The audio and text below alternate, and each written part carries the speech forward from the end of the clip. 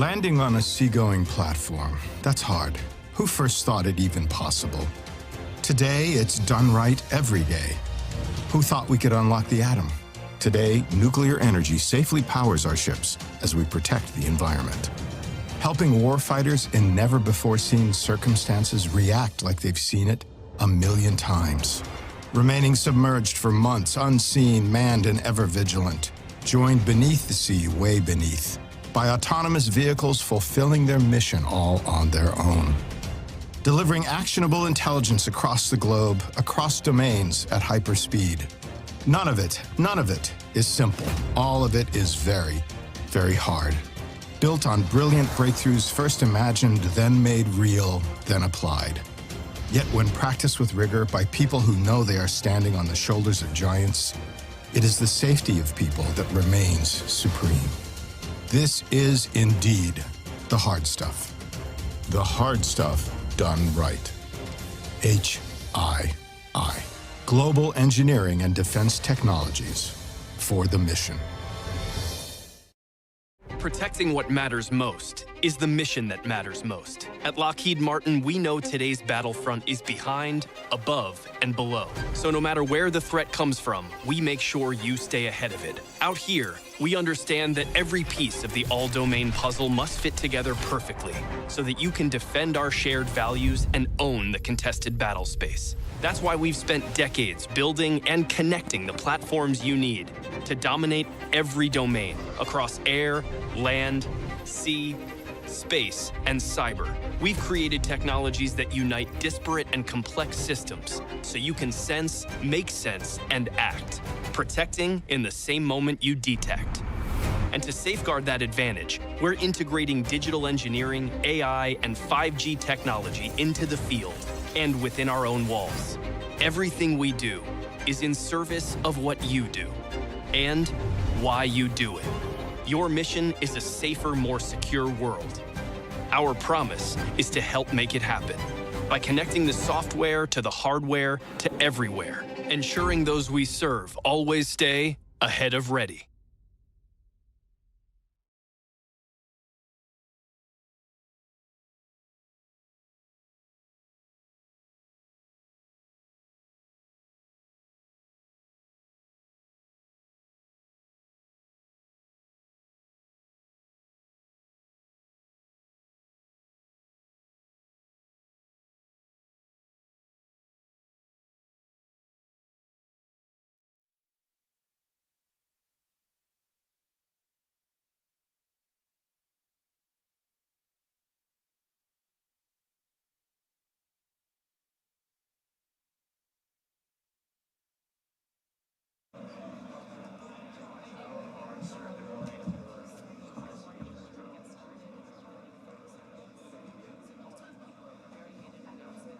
Okay. Good morning, everyone. We're going to get started here in about the next minute. If you would find your seats, I'd be most appreciative. Thank you.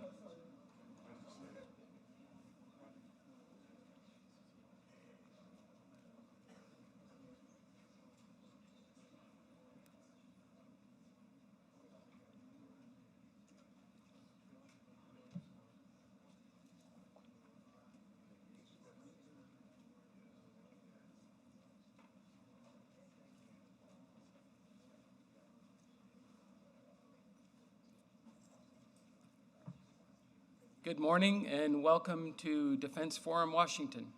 I am Ray Spicer, CEO and publisher at the Naval Institute, and we've got a great program in store for you today, the theme of which is, do we have the right naval force structure to execute our nation's strategy? We've got a lot to cover, not a whole lot of time to cover it, so we're going to dive right in. But first, I would ask if you'd please rise and join me in reciting our Pledge of Allegiance. I pledge allegiance to the flag of the United States of America and to the republic for which it stands, one nation, under God, indivisible, with liberty and justice for all. Thanks very much. Please be seated. Again, welcome to all our attendees. We are especially grateful for our conference sponsors, HII and Lockheed Martin. Here with us today is Rear Admiral Jim Loeblein, U.S. Navy retired, Corporate Vice President for Customer Relations representing HII, and Vice Admiral Tom Roden, U.S. Navy retired, Vice President, International Strategy and Business Development representing Lockheed Martin. Thank you, gentlemen. Couldn't do it without you, and it's great to see you.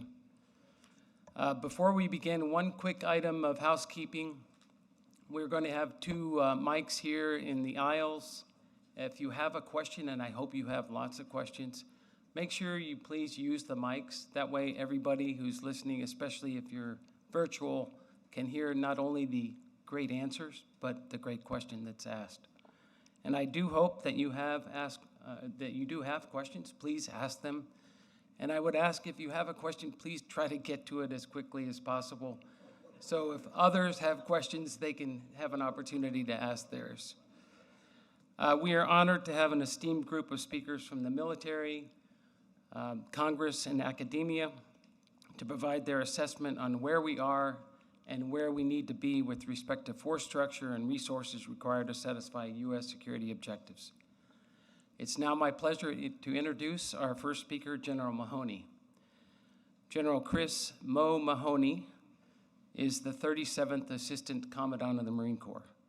He is a naval aviator who has commanded at the squadron, group, and wing levels. As a general officer, his duties have included service as Deputy Commander, Marine Forces Pacific, Director of Strategy and Plans at Headquarters Marine Corps, Deputy Commander, U.S. Forces Japan, and Deputy Commandant for Programs and Resources, Headquarters Marine Corps. He assumed his current duties as Assistant Commandant on November 3rd, 2023. Ladies and gentlemen, the 37th Assistant Commandant of the Marine Corps, General Mo Mahoney.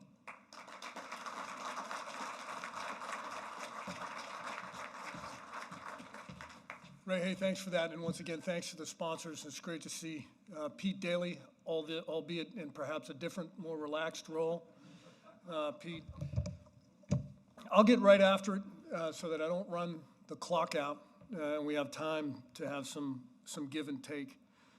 It's always a great pleasure to come here for Naval Institute events, regardless of what they are. So I'm truly humbled, Ray, for you bringing me up here. And I hope you're enjoying your new position.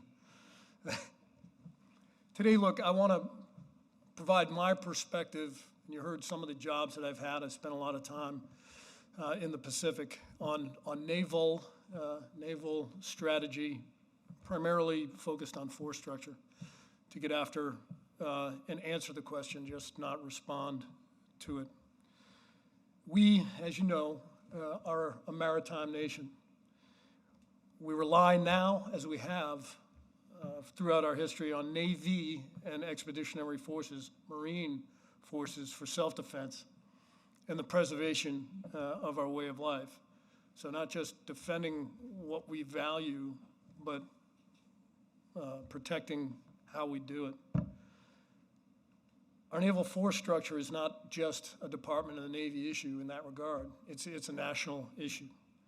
In fact, I don't think I'm stretching the bow too far. It's not overly dramatic to argue that the composition of our fleet from end to end, our ability to plan, to budget, to build and maintain that fleet is more than a national issue when you compare that with our strategy. It's a direct reflection of our commitment to defend a world order that we brought up and matured. So we have departmental exigencies, we have national exigencies, and I would argue we have global exigencies directly tied to the force structure of the fleet. It's critical that we get this more right than wrong. The insinuation there being that we've got a lot of things right, but let's work on getting it more right, not only for ourselves, but as I alluded to, for the preservation of international trade, security, and prosperity. Last week I was in Simi Valley at the Reagan National Defense Forum. I had the great pleasure and fortune to share a stage with one of the titans of leadership, Admiral Aquilino, the commander of Indo-PACOM. And on that panel, we discussed our national defense strategy as it interleaves or as it relates to competition, specifically techno-competition with China. As a setup to that panel out there in Simi Valley, as you might know, the Reagan Forum puts out a survey to the American public, different demographics, pretty large survey. And in it, they asked for a side-by-side comparison with capabilities with China. When they compared U.S. naval forces, they asked the question, compare U.S. naval forces and capabilities to Chinese naval forces and capabilities. The U.S. naval forces received very, very high marks. In fact, 57% of Americans polled believe the U.S. Navy maintains superiority over the PLAN, over the Chinese Navy, 57%. As far as our naval superiority goes, I agree globally. There is no force on earth, and this isn't cheerleading, that can do what the sea services do. And all you have to do is read the paper or look at a map to realize how true that is. But yes, and there is always a but, it is critical that we are critical when it comes to these assessments, that we don't ride on the assessments and assume them to be true. In fact, I think if you look deeply into that assessment, I'm a bit more pessimistic. We can't allow the non-critical factor to be a force in our force structure development and our strategy development going forward. The critical look at what we do, how we do it, how we plan and budget for it, has to take the fore. If we are ahead, as the assessment suggests, in areas like joint and combined interoperability, which I believe we are, we need to keep the pedal down. We need to keep accelerating. That's a snapshot in time. If we want to be ahead next week, next year, we have to continue to accelerate. In areas where we're equal, where there's parity perhaps, or where we're behind, areas like shipbuilding, we need to take a hard look at how we get better and get better faster. We need to look critically at how our strategy and our structure apply to our ability first to deter, so we don't have to fight, and when the fight comes, that we can win. Not just globally in a general sense, but at a specific place, at a specific time, to bring the capabilities to prevail. Most importantly, any assessment, whether it's formal or informal, whether it's scientific or otherwise, can't diminish the sense of urgency that is right now. The Secretary of the Navy spoke at Harvard a few months ago. Maybe some of you saw that. And what he said is really of significance to what we're talking about today. In his remarks, he talked about the warships that the PLAN has today, some 300, depending on how you count, over 370. Let's just leave it there. Ships and submarines, to include aircraft carriers, in the Indo-Pacific with a handful that are based out of Djibouti. I agree with our Secretary that the PLAN represents a formal challenge. And for the purposes of what we're talking about today, it's because they're building more ships faster than we can keep pace. Our battle force inventory is consistently adjusting, but suffice it to say, according to the Congressional Research Service, they reported our battle force inventory out at 291 last month. The PLAN is likely to have over 450 ships, 450 ships and submarines by 2030. In this battle force inventory, they're likely to have 5 carriers, 5 aircraft carriers. And it isn't just our assessment of this that matters. Addressing this forum in 2020, Mark Milley, the former chairman of the Joint Chiefs, said that the U.S. Navy will have to significantly increase the size of its fleet. Got a soldier saying that the Navy needs to significantly increase the size of its fleet. Why? To deter China in the future. So he, like what I just alluded to, the snapshot in time, you've got to look forward. More specifically, and I'm quoting here, he said, we're going to have a much larger fleet than we have today if we're serious about great power competition and deterring great power war. Once you consider the home field advantage that China has in the first island chain, the problem, the issue, in my mind, becomes more acute. Taiwan Strait is only about 80 miles wide. And it's approximately, depending on what speed you steam at least 11 steaming days from the West Coast to get to a point of relevance near the first island chain. Look, I would pit our carrier strike groups, surface action groups, amphibious ready groups, and submarines against anyone in the world.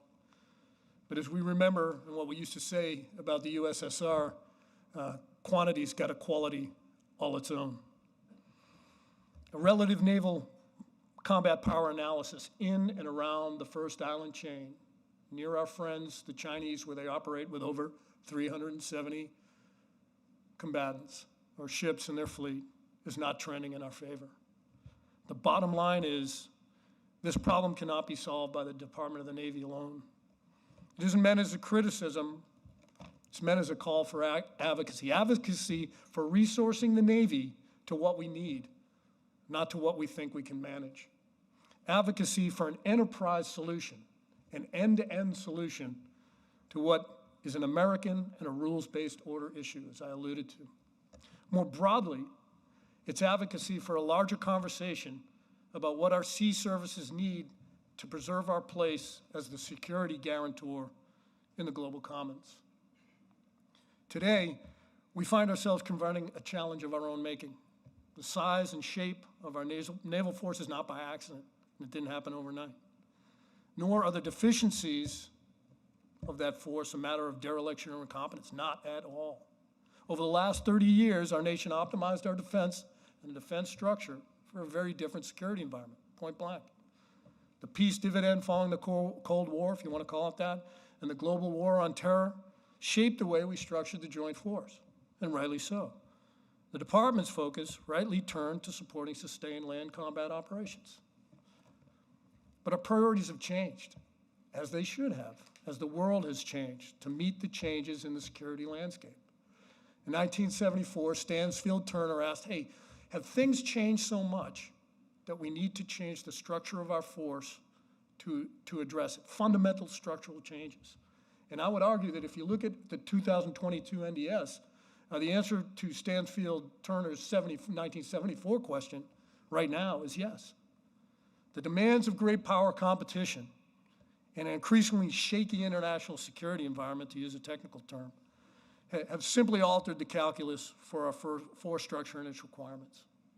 Simply put. We need more naval and marine capabilities forward now. For this reason, General Neller testified that the Marine Corps of 2019 was not manned, trained, or equipped for the demands of operational environment against a peer threat.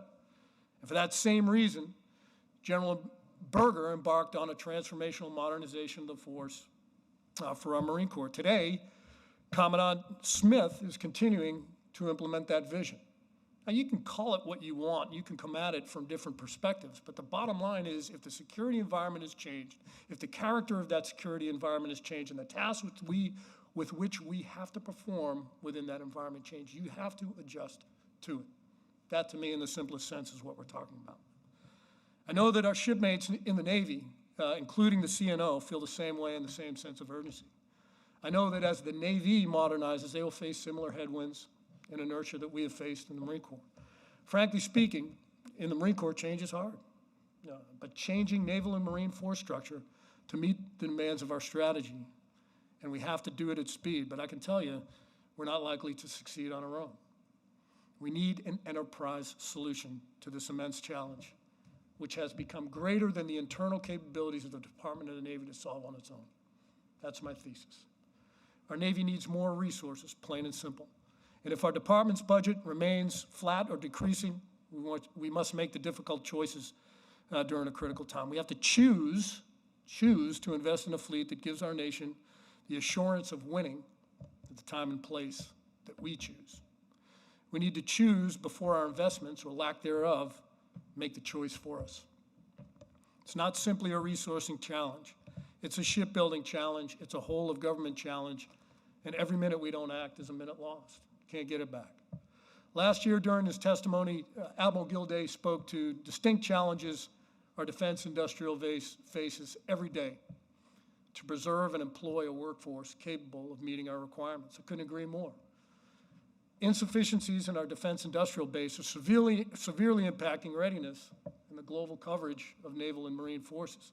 As we speak, our ability to provide ARGMU support to the combatant commanders is consistently falling short. Can't put enough out there. 5 out of the last 6 ARGMU formations were delayed and did not meet their deployment schedule. With gaps in our ARGMU coverage, we're severely reducing the combatant commander's options. And really, that's what we're there to provide. I don't want to sound like I'm only concerned about the Marine Corps. This is a naval problem. Every platform, every ship, every submarine's readiness is a matter for national concern. Fluctuations in demand from the DoD, restricted capacity of our shipyards, the limitations that are now ingrained in our domestic shipbuilding enterprise, each diminish our ability to support our national defense strategy. Fixing this will not be easy, and we must meet the challenge with a sense of urgency, resources, and most importantly, the ingenuity to overcome it is what's required. But our domestic shipbuilding industry, both commercial and military, is a vulnerability we cannot ignore. The U.S. Has witnessed a precipitous decline in our world, in our ability to produce ships since World War II, and I read an article the other day that really snapped me to reality.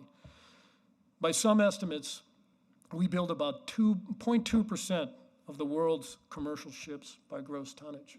0.2%, that's a small number. While our shipbuilding capacity has declined, our requirements globally have gone up. So we have an inverse proportionality relationship there. Our allies and partners are identified in our national strategy as a source of asymmetric advantage. If we do not have domestic capacity on its own to produce the fleet that we need at scale and at speed, what about our allies? AUKUS has started to chart a path for increased shipbuilding capacity in Australia. South Korea and Japan's combined shipbuilding capacity rivals China's. Even the European shipbuilding capacity outstrips our own. Our allies, they host our troops. We will fight alongside our allies in combat. Why would we not empower them by inviting them to help us build and maintain our ships, invest in our shipbuilding?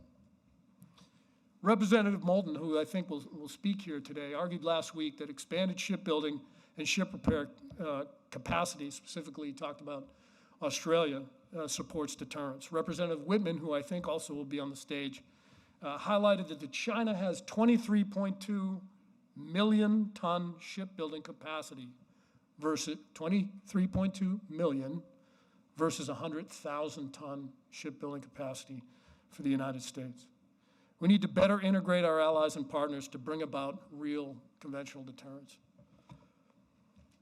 In the private sector, companies like Toyota build vehicles in the United States. I drive one, 2001 Tacoma, it's a good truck. They invested more than $8 billion in U.S. manufacturing operations last year alone. We should encourage our allies to make similar investments in our commercial shipbuilding. We would absolutely need the help of Congress, clearly. But I think the magnitude of the challenge requires us to scrutinize any policies that diminish our ability to produce more than the 5 or so heavy tonnage commercial ships that we've been building since about the 1980s. You may hear more about that later. I also think the military can help, but maybe not in the way that you think. Each year, the Marine Corps alone separates 20 to 30,000 Marines, sends them back to the civilian world. When they go, some go to school, some go into business, and a lot go into the trades. We need a national plan to incentivize our youth to work in the shipbuilding industry.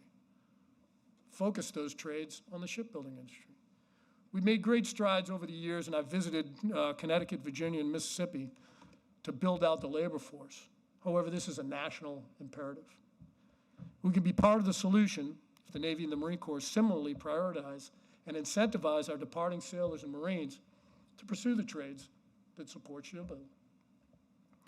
Community parochialisms often lead us to believe that one specific platform or ship or aircraft is critical to building the warfighting advantage. My last tactical flight was in an F-35C, so that will clearly solve our national problems.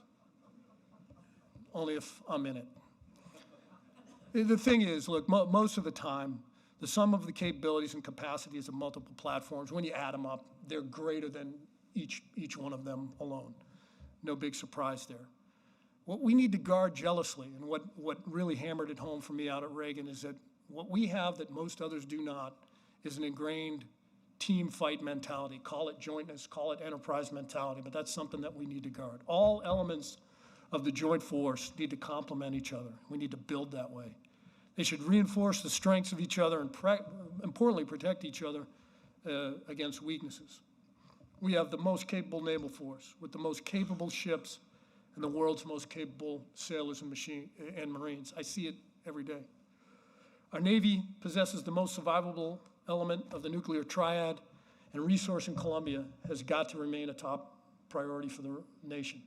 Our CSGs are the most capable warfighting formation to have existed on the planet in its history. Our amphibious ready groups and amphibious warships remain a true Swiss Army knife for our combatant commanders. They bring a hospital, they bring a restaurant, a hotel, a gas station, an airport, an arms warehouse, a marina, and a battalion of angry Marines, all on mobile and maneuverable sovereign U.S. soil.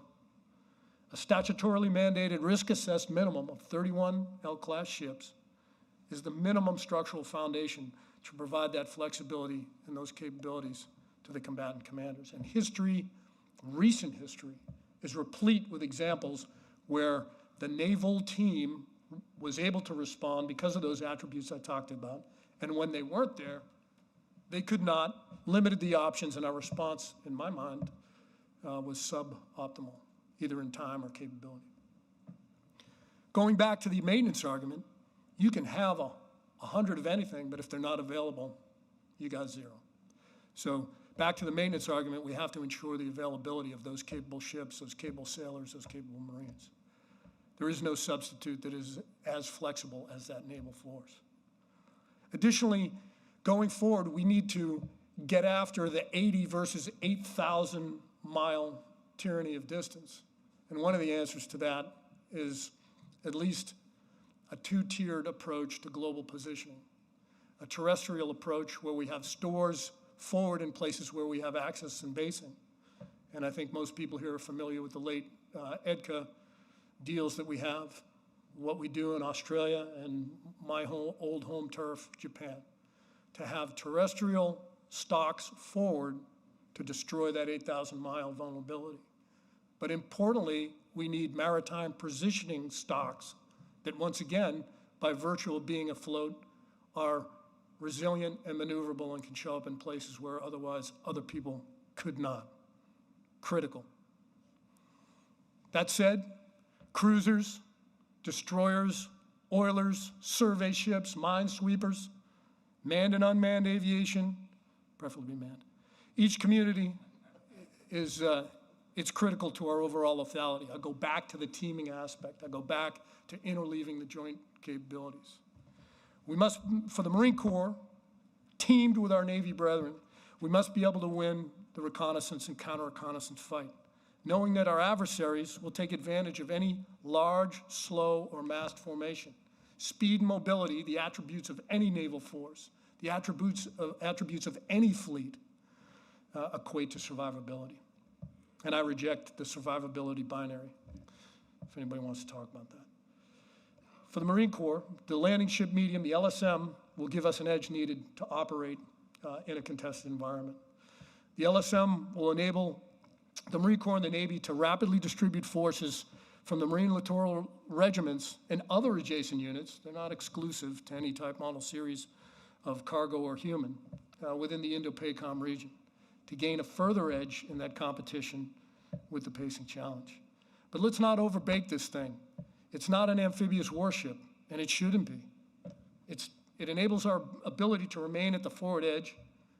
It enables our forces to move, maneuver, and sustain in the littorals that are relevant to the fight. We don't need, the Cybertruck. We don't need a $3 billion sports car. We need a Ford F-150 with crank windows and maybe a cassette deck instead of an 8-track tape player, right? But we need them at scale. 100% of nothing is zero. We need to have them at scale. We need them to be available. Like Admiral Franchetti said and is fond of saying, we need more players on the field. I think we only need to look at the Ukrainians and what they have done in the Black Sea to gain insights and how they have been able to contain, pressurize, and push the Russian Black Sea Fleet, and in some cases sink them. To see the utility of littoral maritime maneuver elements teamed up with other elements to have an impact on naval operations from our adversary. Highly mobile units in the littorals, armed with long-range precision fires, manned and unmanned systems, in that particular fight have made an invaluable, and in some cases decisive, contribution to sea control and sea denial. We're rapidly gaining insights into littoral warfare from our friends, the Ukrainians, in the largest state-on-state conflict in Europe since World War II. So what's the right answer? The topic for this event is, do we have the right naval force structure to execute our nation's strategy? The answer is that we've identified some attributes of the right structure, of the Navy Marine Corps team, and ultimately the right naval force to support, once again, the joint force. We're working with the Department of the Navy on the plan to get there, but I again go back to the Secretary of the Navy's comments that this is a whole of government approach.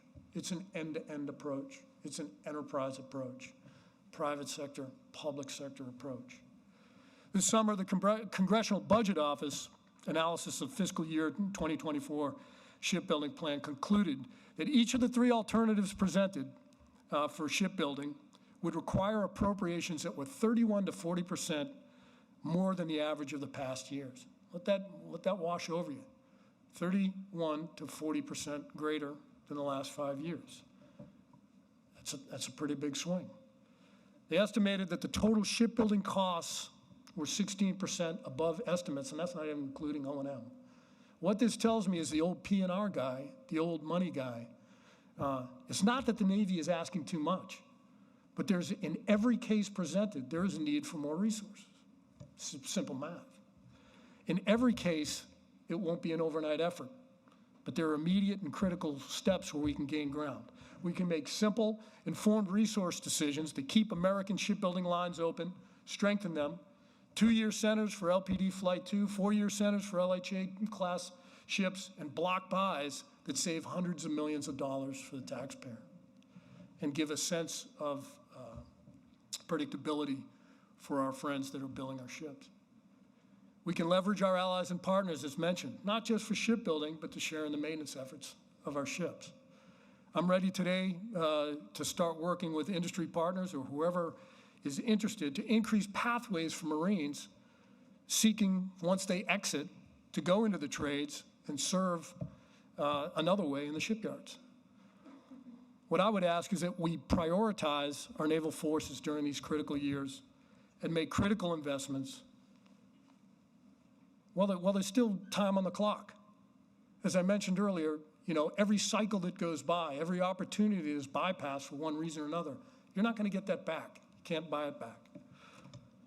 Are we funding the Department of the Navy, to a level that can compete with what Admiral Aquilino last week described as the largest military buildup in history since World War II, at a speed that has not been matched since World War II? Can we compete?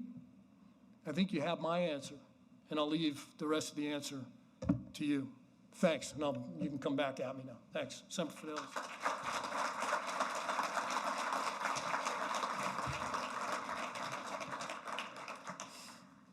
All right.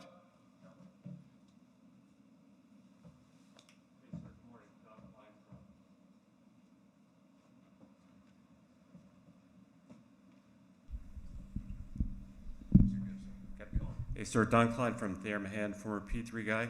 Could you speak, two-part question real quick, unmanned systems versus legacy platforms? What do you see as an approximate mix? The second thing is, the Navy in particular has been dabbling in USVs and UUVs for quite a while, but there's not really a well-defined path to when it's actually become operational. So do we accept that we're going to take 5 to 10 years to get the 100% solution, or do we invest in a solution that's 80% that we can have a year or two from now? Thanks very much. You bet. Great question, and if you were at Reagan last week, you would have had some very high-powered people be able to answer you in very, very deep technical terms. Unmanned versus manned. Everybody remember those mimeograph machines that you went like, with the blue thing on it, you went like this, and you could make 10 copies in a minute, and boy, wasn't that great because you didn't have to type them. The manned-unmanned argument is over. The question is, to what scale and scope is there going to be a balance between humans in the loop, humans in the cockpit, and not? Because that mimeograph machine has now turned into a laser printer that can put out 500 pages a minute. That's the speed, that is kind of what we're talking about here. I'll go back to my Ukrainian example. They're using rudimentary unmanned systems to have an effect that is well beyond the investment that they put in it. Why would you not do that? Now the question is, who are the decision makers? What do we allow the machines to do? What do we tell them not to do? And that will be the argument going forward, whether it's an AI argument, whether it's a large language model argument. But it's not as much pressure on unmanned systems as it is the lethality argument. And to use Admiral Aquilino's kind of trilogy of blind, see, kill, there is huge upside in each of those categories for unmanned systems or uncrewed systems. Does that answer the first part of your question? The second part of the question is, and I'll put my P&R hat back on, the labyrinthine, serpentine, byzantine, we ran out of time, cycle that we run in order to bring capabilities aboard, that has been recognized, and in particular by OSD and by the Deputy Secretary of Defense. So you've heard of programs like Replicator, competitive pathways, Project Convergence, Project Overmatch. These are designed to push through that, to get around it. And my recent experience with Replicator, the time frame is 18 months at scale. And there are very skilled vendors that are ready to come back to us. And a lot of those systems that are being entertained in the Replicator effort are unmanned or autonomous to some degree.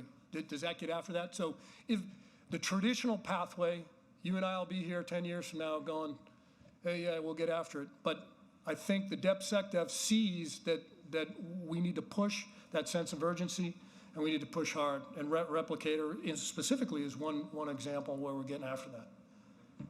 And I'm too old, to kind of blow smoke. We're going to see it. We're going to see results from that effort, very real results. And one of those three, see, blind, kill. And my fourth one, which is command and control. Your aide's giving you the signal right there. But he's junior to me. I have a quick question. Yes, sir. So force structure without enough weapons is hollow. And certainly one of the lessons we learned from Ukraine is we need more weapons. Are we making the right investments in the right weapons now to help support us during this Davison window of vulnerability? And is industry even capable of responding to the demand signal on those weapons?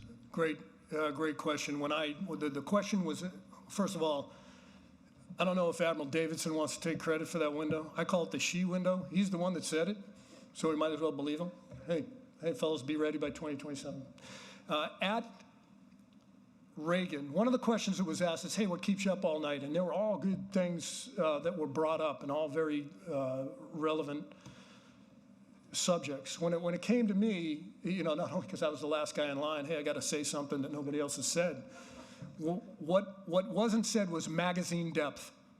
And to your point, weapons magazine depth is an issue. Not only how much do we have, what can it do, but how is it enough for the first salvo? What do we have left for the second salvo, and how do we replace it? And essentially, I'm restating the question that you asked. I think that as much as the structure issue that I brought up here is an advocacy call. We've got something would seem as simple as 155 millimeter ammo. We've seen that go down dramatically, supporting our friends the Ukrainians. What happens when we start whistling off very sophisticated weapons that take a long time to build? We've got to have the defense industrial base that can support that, but we've got to support the defense industrial base to get to that point. Does that make sense? Okay. The bigger question is, do you think an industry even meet? I may not be competent enough to answer that question directly, but I'll put it in terms of a recent visit down to the Gulf Coast and to the shipbuilders down there. My estimation, if they are a subset of industry, is that our industry in the United States can do anything on any timeline, reasonable or unreasonable. But they've got to be brought in, they've got to have SA, they've got to have resources, and they've got to build out to do it. But I believe that they can. Let's not, once again, rule out our allies and partners. Significant capability, not only in just capacity of building things, but in technological know-how. So if you put that whole thing together, I believe the answer is yes. But you got to commit to it. You can't just say it, hey, there's the smartest guy in the world. The smartest guy or gal in the world has got to be able to do their job, and they got to be able to be resourced to do it. That goes back to the process issue. Does that get after it? Okay. All right, how about one more? I'm getting the hook from Ray. I'm not senior to him. Well, yes, you are, sir. General, we very much appreciate your time. We know you're new in the job, but you're not only new in the job, you're holding down 2 jobs right now. So we really appreciate you making the time for us. Sure, thanks. Always a pleasure. As a token of our appreciation, we'd like you to have this Naval Institute Press book, U.S. Naval Power in the 21st Century by Brent Sadler. Awesome, great. Thank you, sir. Thanks, sir.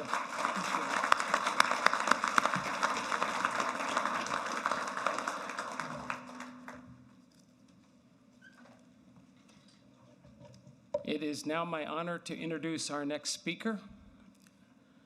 Mr. Ron O'Rourke has worked as a naval analyst for the Congressional Research Service of the Library of Congress since 1984. During nearly 4 decades, he has authored innumerable reports and briefed and testified to Congress on topics relating to the Navy, Coast Guard shipbuilding, China's naval forces, U.S.-China strategic competition in the South and East China Seas, U.S. defense strategy, defense acquisition policy, the international security environment, and the Arctic. He has received significant awards and recognition for his vast body of work and contributions, including receipt of the Superior Public Service Award from the Navy for providing analysis of tremendous value. Mr. O'Rourke has authored several journal articles on naval issues and is a past winner of the U.S. Naval Institute's Arleigh Burke Essay Contest.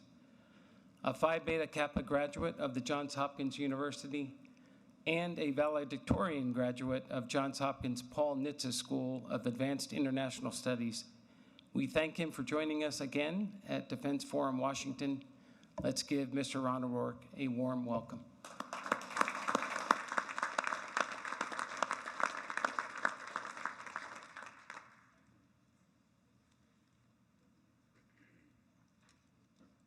Thank you for that.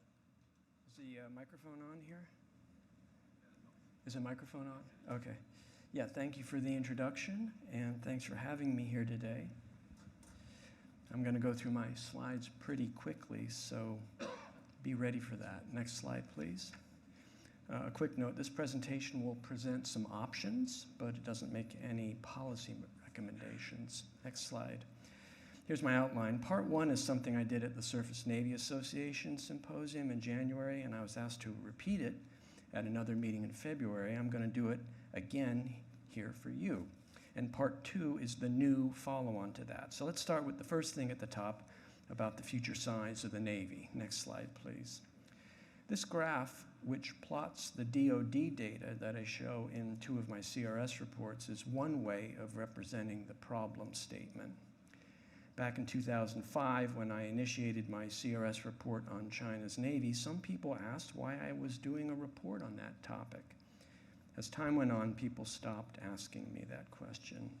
As these trend lines have formed, the situation regarding China's Navy relative to the US Navy has evolved from lack of awareness to awareness, from awareness to concern, and most recently from concern to alarm. Next slide. In response to this situation, the Navy since 2019 has conducted studies for replacing the current 355 ship Navy force level goal, which dates to 2016 and is now outdated in multiple ways, with a new force level goal. The bottom line parts that I've circled are enlarged on the following slide. So next slide, please.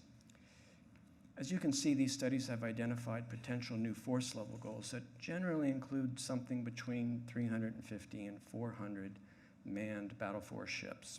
There would also be dozens of large unmanned surface and underwater vehicles. Next slide.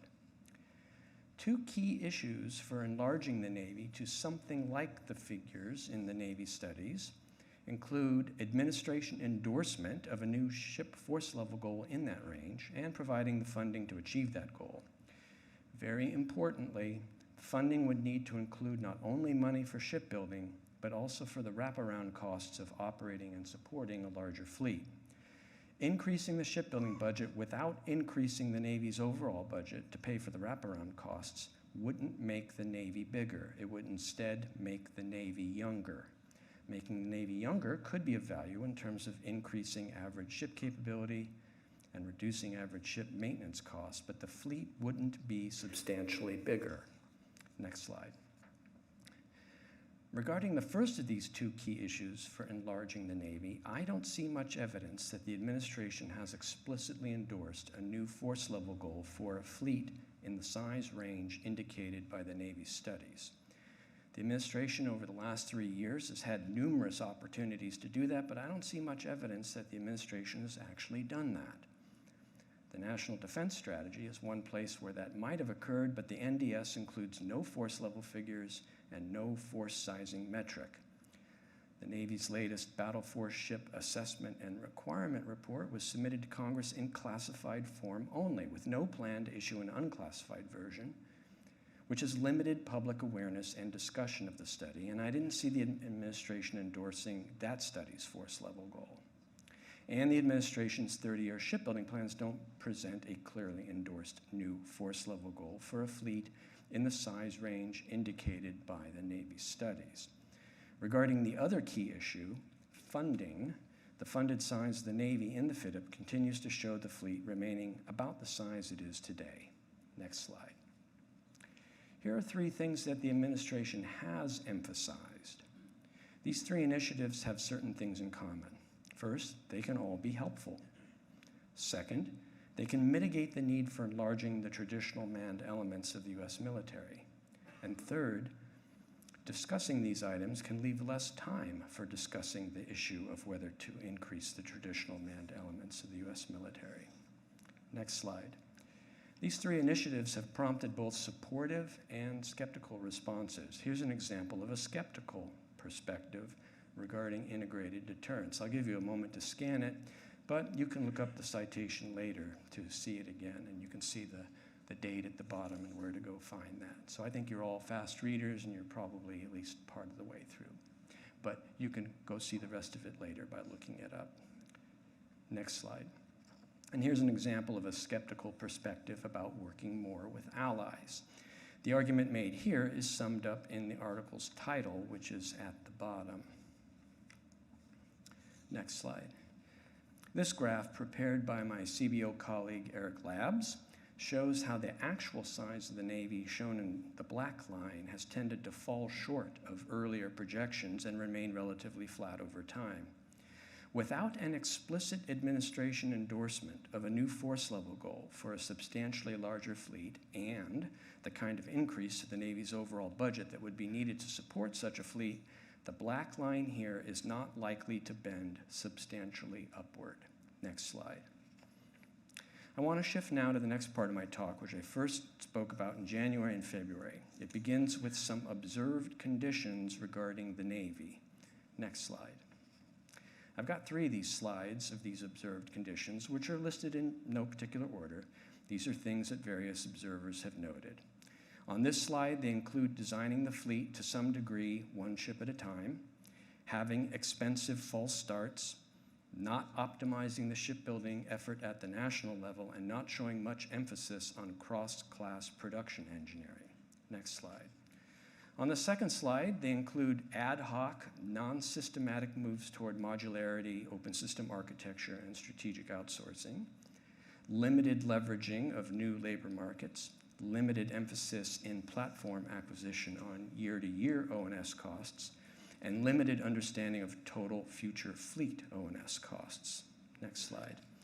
And on this third slide, they include mismatches between desired shipbuilding rates and repair needs on the one hand and industry capacity on the other, slow, ad hoc responses to that situation, suggestions of passivity and helplessness about the situation, continued maintenance backlogs, and slow recognition of what might be structural and permanent changes in workforce conditions. Now, the Navy is clearly worried about a number of these conditions and is attempting to address them, but its efforts are often reactive, ad hoc, and whack-a-mole.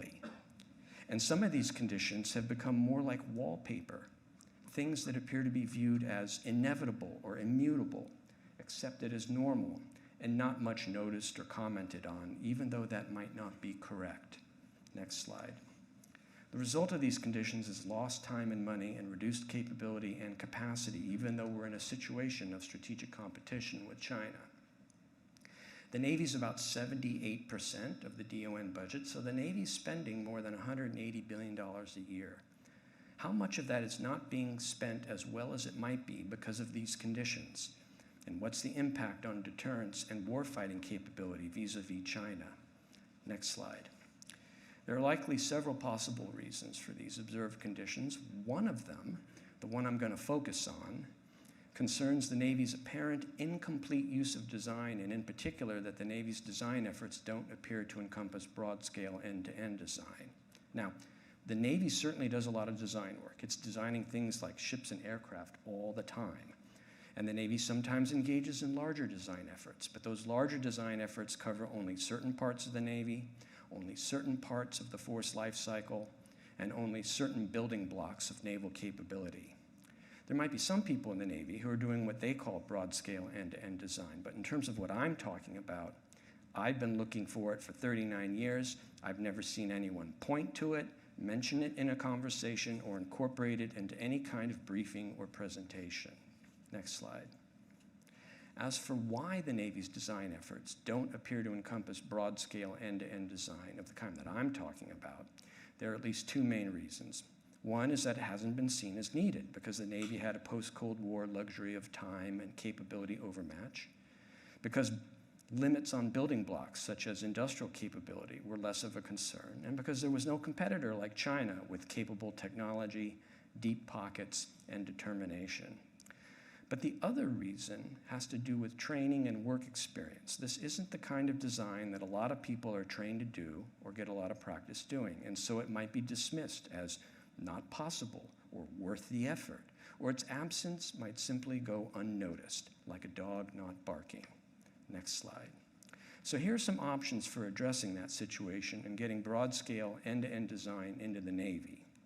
One option would be to get more of a clue about this kind of design by getting some exposure to how it's being done in other fields, including areas that have very little to do with the Navy. In other words, step outside the usual Navy application of design so as to better see the dog not barking. And one possible way to start would be to go to the place I'm going to show you in a moment. For this part of my talk, you might want to sit back, put your phone down, and give your thumbs a rest for a moment. Next slide. I'm suggesting that you consider going here. As you know, museums nowadays aren't just places with lots of old stuff. A lot of them have transformed themselves in recent years into teaching institutions. Now, there are several design museums in this country, but the one shown here is the one in London.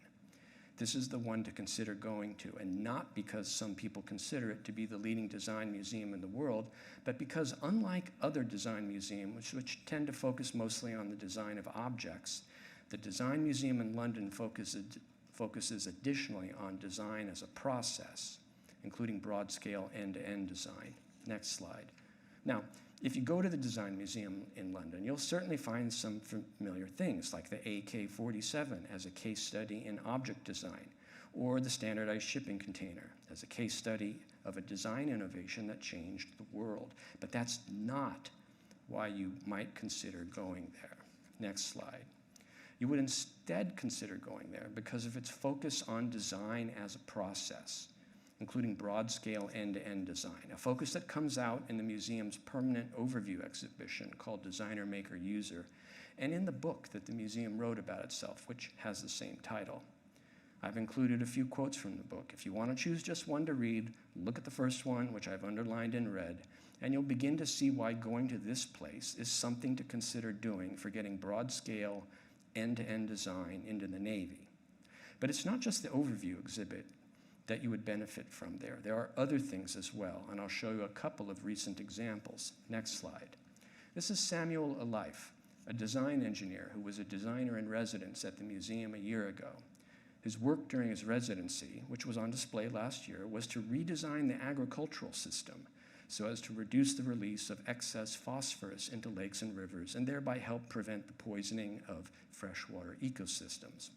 In the photo, you can see him pointing to a diagram of the current agricultural system. And on the right-hand side of the other photo, you can see his proposed new design, which resulted from his research. Alife isn't a farmer or an agricultural specialist or a biologist. His undergraduate degree is in mechanical engineering. And this isn't art or aesthetics or object design. It's broad-scale, end-to-end design for addressing a complex problem. This was at the Design Museum. Next slide. And this is Bethany Williams, a clothing designer whose work was the subject of a major feature exhibit at the museum last year. The garment industry, as you know, is a huge and complex global industry with huge waste streams in the making of clothes and in what happens to clothes after they're made. A major focus for Williams for the last few years has been to develop a new design for the garment industry that would be 100% sustainable. And that's a lot of what this major exhibit was about. Part of her new design is shown in the diagram on the right. You can see that quote from her in the upper right, which was on one of the display boards. Nobody's laughing now. She's now recognized as an emerging leader in her industry. If a 33-year-old menswear designer can do this for her industry, then some smart people in the Navy, and the Navy has a lot of them, can do it for the Navy. Now, both Alife's project and Williams's were oriented toward sustainability, but that's not the point. The Navy would be doing this sort of thing for a different purpose. The point is the process they used. They both engaged in broad-scale end-to-end design to get at complex problems that needed addressing. This is what the Design Museum in London does a particularly good job of showing. So, one option to consider would be to get some exposure to broad-scale end-to-end design by getting on a plane and going to London. Next slide. Another option would be to get some outside help, because even after getting some exposure to this kind of work, it might still be helpful to bring in some people from the outside who do this kind of thing on a sustained basis. Next slide. And if you're looking for someone like that, I think a lot of people familiar with the field would first mention Bruce Mao, a designer who's been doing and teaching this kind of thing for about 30 years, and particularly in the last 20 years. Nobody embodies this more than him.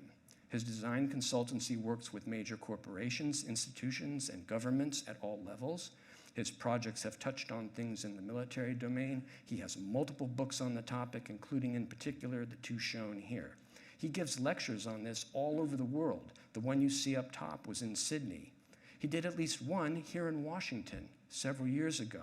The room was packed, but I'm pretty sure that no one from the Navy's hierarchy was in the audience.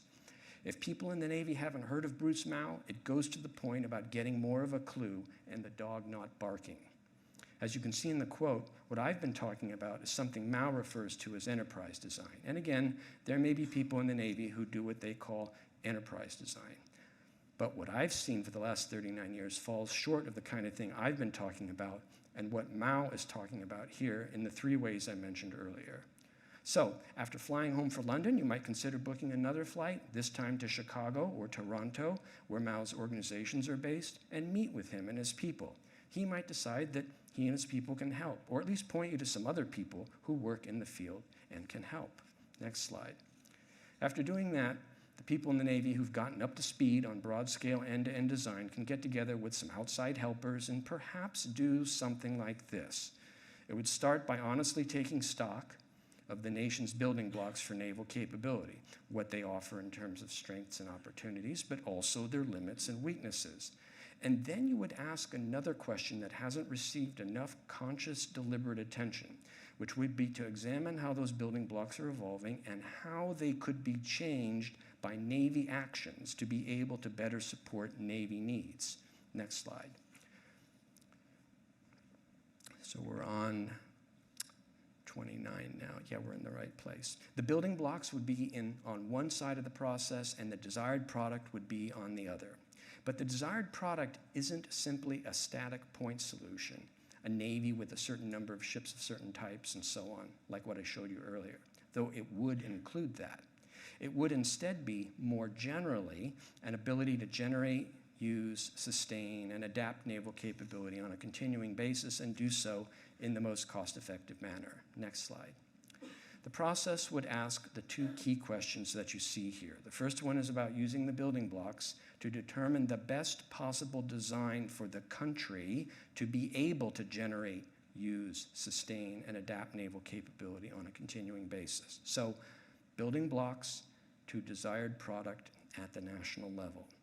And the second question, the one that doesn't get as much attention, goes in the other direction. It's about what the envisioned desired product can in turn suggest about Navy actions to adapt the building blocks where possible in a more systematic, proactive manner. Next slide. In simplified form, the process might look like this, with the two key questions I just described being investigated in tandem. The process would be done in a periodic, ongoing manner because the building blocks and the desired product would evolve over time. Next slide. Now, what I've described is just one possible approach. There are others. It wouldn't replace existing Navy design activities, which are important and need to keep happening. And it wouldn't be a silver bullet solution to the observed conditions I listed earlier because those conditions likely have several causes. Next slide. But it might help address those conditions in one or more of the ways I've listed here, which are basically the obverse of many of the conditions I listed earlier. Not considering some process of this kind could make the continuation of those conditions and the resulting losses of time, money, capability, and capacity more likely. Next slide. So that's what I said in January and February. The Navy listened, invited Eric Labs and me over for some follow-on talks, and two of their people even went to the Design Museum in London, although admittedly in one case it was because that person was already planning a family trip there. And the Navy has made some progress on some of the earlier observed conditions, particularly in terms of jettisoning the passivity and helplessness about limits on the industrial base. But the Navy still has a long way to go on the other items. After I gave my talk in January and February, I was asked what the process that I outlined might lead to in terms of possible options. And because of that, and because the Navy still has a long way to go, I'm going to finish my talk today by showing some potential options that might result from applying the broad-scale, end-to-end design process that I outlined in January and February. Next slide. A broad-scale end-to-end design effort could begin by noting that the Navy is currently having trouble building ships, it's having trouble crewing ships, and it's having trouble maintaining and modernizing ships. So that's pretty much everything. And it would note that a building block that is contributing to all these difficulties is people. Labor shortages that in the early stages of the pandemic were thought to have been COVID-caused, acute, and temporary, now appear in the fullness of time to have instead been COVID-accelerated, secular, and permanent. People now appear to be a fundamentally more scarce resource, and not just for the Navy or DoD, but for US society as a whole. From large businesses right down to that little restaurant around the corner from where you live, you know the one I'm talking about, that has a help wanted sign on its window. Relative to all the things we want to do in our society, there just don't seem to be enough people to do them all. In this way, the ground has shifted fundamentally under our feet, and the Navy needs to fully recognize and respond to that. As my grandmother used to say many years ago, on this issue, the Navy needs to wake up and smell the coffee. Next slide. So if the Navy is having trouble with the three things I just mentioned, One option that might arise from a broad-scale end-to-end design process would be to require people proposing new programs to show upfront and convincingly, not just in a pro forma manner, how their programs would help with one or more of those three problems, and how, among other things, they would help with or form part of a larger effort to re-engineer the Navy to require fewer people for these three things. Compared to however this question is being used today, it would be brought forward to the front of the process, elevated to the top level, and the bar for getting a passing grade would be increased. Next slide.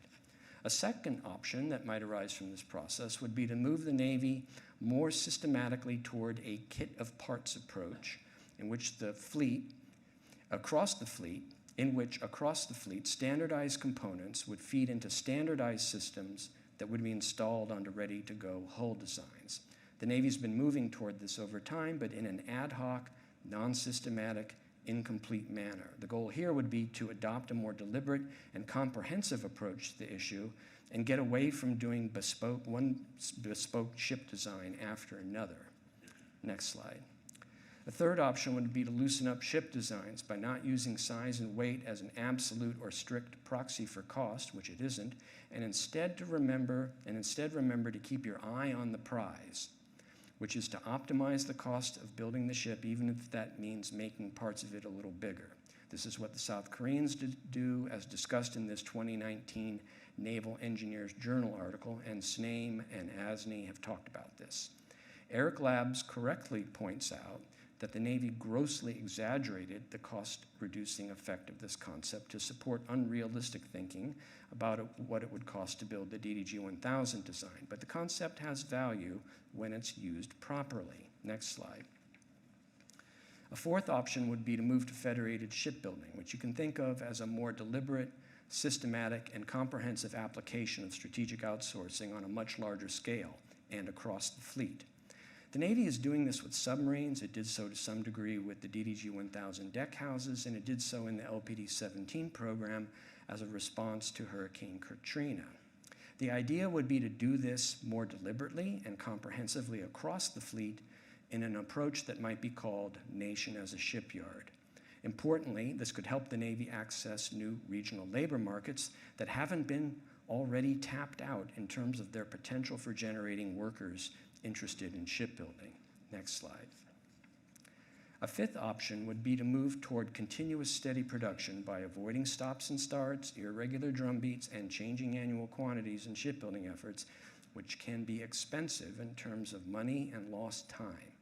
The idea would be to avoid, among other things, production losses due to transitions between classes and the manicuring of procurement profiles in an attempt to precisely match downstream force level requirements.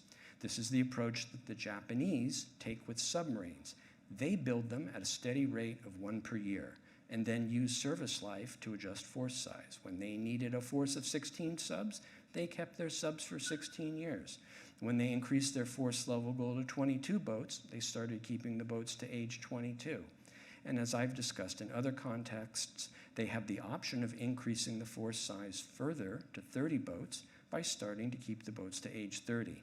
Their planned force size has changed, but the subs are being produced continuously at the same steady rate. Now, I'm not suggesting that the Navy build ships with the intention of operating them for only half of their service lives. The application in the U.S. Navy shipbuilding programs would differ. But the general idea is to keep moving in the shipbuilding effort and avoid interruptions and fussing with procurement profiles in the name of trying to precisely match force level goals, because that's expensive and because time is an important building block, and once it's lost, you can't get it back. Next slide. And finally, a sixth option that is related to continuous production would be to recognize the limits to knowledge in setting requirements for force levels and ship capabilities, and consequently aim to get requirements for force levels and ship capabilities generally right, so as to avoid getting them exactly wrong. Precision in force level goals and required ship capabilities can be illusory in terms of both sensitivity to assumptions and durability of results over time. And chasing after that illusory precision with manicured procurement rates and bespoke ship designs can exact a cost that the Navy will be hard-pressed to afford. If you need an alternate phrase for summarizing this option, you might refer to it as avoiding the fetishization of requirements. Next slide. So those are 6 options that might result from an application of the broad-scale end-to-end design process that I outlined earlier, and here are areas they might help with. These are by no means the only possible options that might arise from a broad-scale end-to-end design effort. Just some examples. A broad-scale end-to-end design process would generate additional options, and you would need them to get more X's into the second and third columns. But whether you do any of these options or others, if you want to close up the trend lines I showed at the beginning in the problem statement graph, and if you want to effectively address the problems that the Navy is currently having building, crewing, and maintaining and modernizing the fleet, it's hard for me to see that being very well done through only reactive, ad hoc, piecemeal responses. And that's why I've spent some time with you today focusing on broad-scale end-to-end design. Next slide. So there you are. I don't want to focus only on problems. I'm looking for solutions. I think you are too. This was a gesture in that direction. I hope it helps. If you'd like to talk with me more about what I've shown here, please contact me. And of course, I'd be happy to address any other questions that you might have. So thanks for listening. I hope you found it helpful, and I look forward to your questions. Thank you.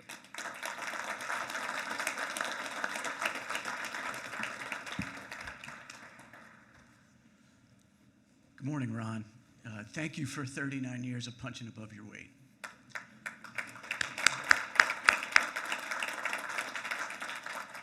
I have a very simple question, followed by an explanation for why I ask it. The question is, who tasks you? I ask that because the last time that you and I were together, and I don't want to put words in your mouth, I came away believing that the 2023 NDAA change to the Navy's mission had had little or no impact on Capitol Hill, and that it was not in any way driving conversations. My own experience is that I have learned that at certain levels, OSD has directed that campaigning will not be a component of force structure. Are you able to do a report that looks at implementation of that public law? That's my question.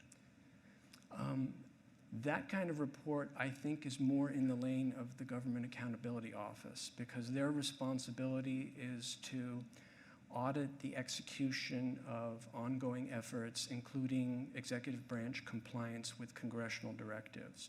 So if Congress were to pass a provision, as they did in this case, that amended Title 10 in that area, and the question is the Navy following through on that, then that is the kind of thing that GAO does when they audit and report back to Congress. So there are the 3 congressional support agencies. I mentioned Eric, who works for CBO. I'm at CRS. But the kind of thing you're asking about is in GAO's lane. Got it. Thank you. Sean Walsh, I'm a retired engineering duty officer, naval architect. I'm still involved with both ASNI and SNAMI, the technical societies, as a volunteer. Several things kind of struck home. One question I had is on the kitting or cross-engineering. It seems to be in the combat systems area, which is the most expensive part of combatant ship design. PEO IWS has gone there. A lot of stuff is common now across the classes with the SPY 6 system and Aegis-based. The other thing you didn't mention I was wondering about is there's been discussion about the merchant, lack of a merchant fleet, commercial shipbuilding base in the U.S. and how that drives up the warship costs, the combatant costs as well. I don't know if you wanted to discuss that or not. Right, yeah. I think you were referring back earlier to the kit of parts, and clearly the Navy has moved in that direction with some of its key systems.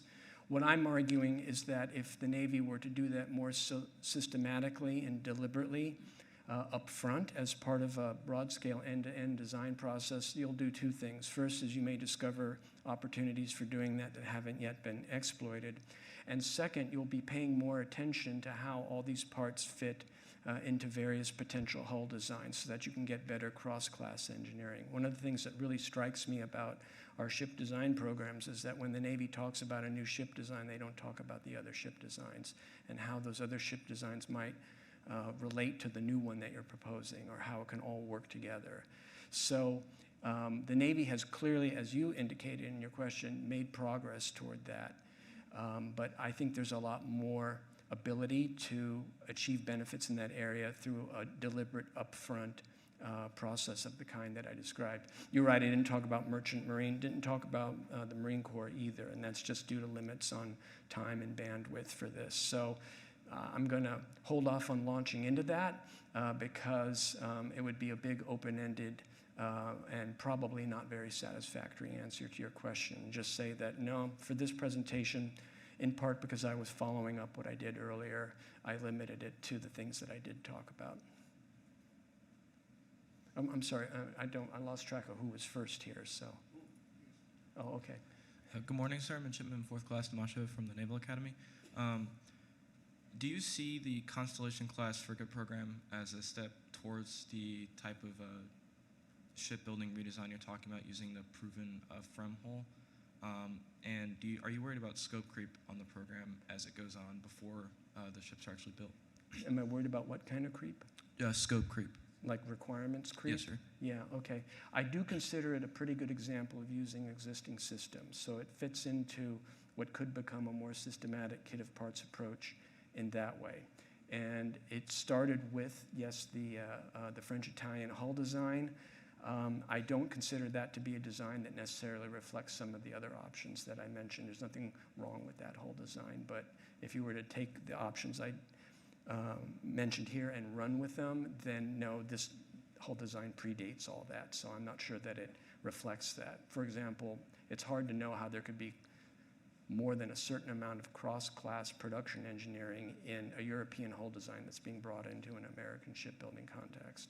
But yes, definitely in terms of using the existing systems, it represents a glimpse toward what the Navy could be doing more of. But if you were to do it more systematically, you would develop a family of designs, and you may have seen that part of the slide that I didn't talk to, of having ready-to-go hull designs in various sizes so that you can mix and match to meet requirements as your understanding of those things for what the Navy needs in the future evolves over time in response to changes in the world.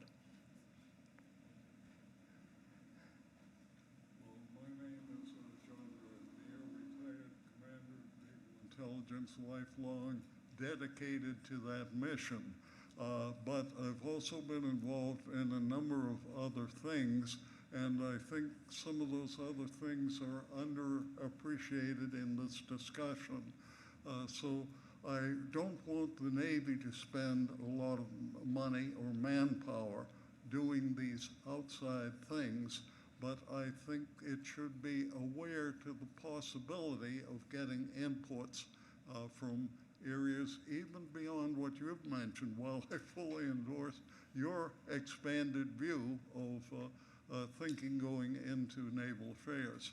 I would start by saying, do any of us think about the end point that we're after? And the end point I'm thinking of is the global civilian human enterprise at the end of this century and going into the century.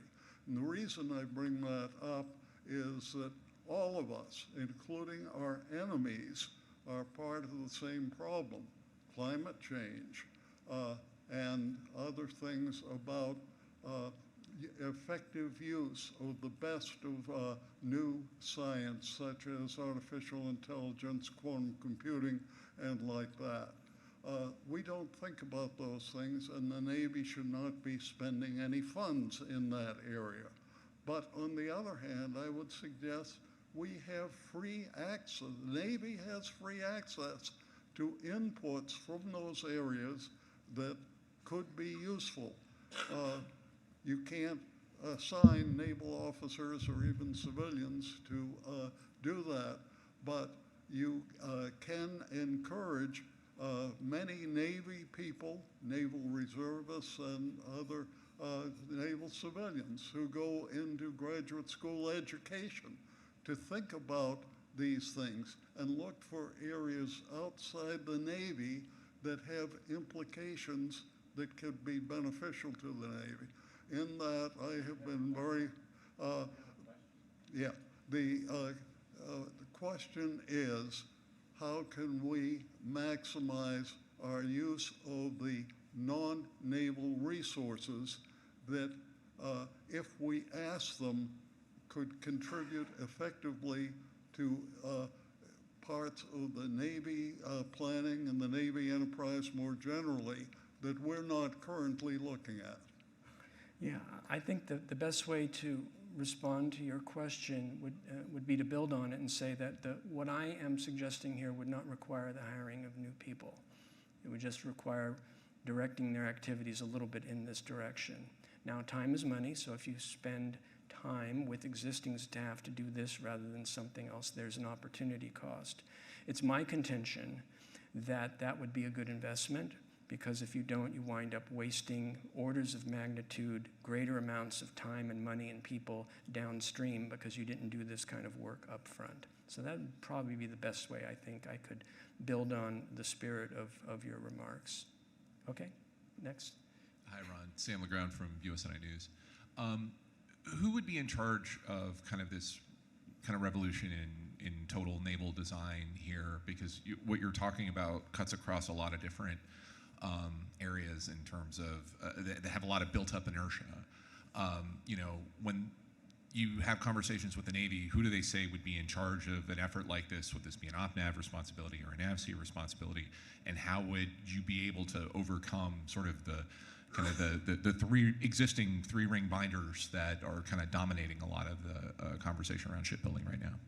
Right. I can only give you a partial answer to that because I don't understand all the complexities of the Navy's own internal organization well enough to give you a complete answer. But I will tell you that the people in the Navy who listened in January and February and then brought Eric and me over, that was the N7 office, and the Admiral and his staff brought Eric and me over for those talks. I was at a meeting yesterday where it was suggested that people in the N9 office might have some role in this in terms of envisioning the future fleet. You could see that. But the third part of my incomplete answer that I will give you is that I don't think anything like this can happen unless there would be support or buy-in from the top of the Navy, from the Secretariat's office and the CNO. And that's because of the point you mentioned, which is that a lot of this cuts across various offices potentially. No one would necessarily see it as their own thing, and they are all very busy usually doing their things from the bottom up, ad hoc, piecemeal fashion, and they will not do this unless they are told to do it from somebody higher up. Time for one more question. Good morning, Mr. O'Rourke. I hope you're well enjoying life. Could you speak to how your, let's say, expansive design process would impact something as statistically managed as, say, the FIDIP or the POM process? I'm sorry, say that again? Could you explain how your design process would impact something like the FIDIP or the POM process? Yeah. No, I can't. I can't explain how it would, in part because what you just mentioned, again, is very complex, and I'm not going to pretend to have a great understanding of it. What I will say is that although it's expansive in terms of the wide range of things that it would want to look at, it would still be a focused and limited activity when it began. It's a matter of having an attitude of going in and not launching into things unconsciously. How many institutions in this country spend $180 billion or more per year and only do it through bottom-up, ad hoc, piecemeal responses to the problems that occur without anything starting at the front end to say, what are we doing and is this making sense? That's what I'm saying. But, and I don't mean to make light of your question, but you know, I've looked at the POM process and PBBE, and I understand that to a degree, and yes, the intersection of what I'm talking about with that is a little more than I could pretend to know right now. Hi, Pete Daly, Naval Institute member. A quick question, is there could you give us even a sense of the receptivity for these kind of ideas on the other side, on the Hill? I mean, no flash traffic to you that we haven't had budgets, approved budgets. We're dealing with continuous CRs.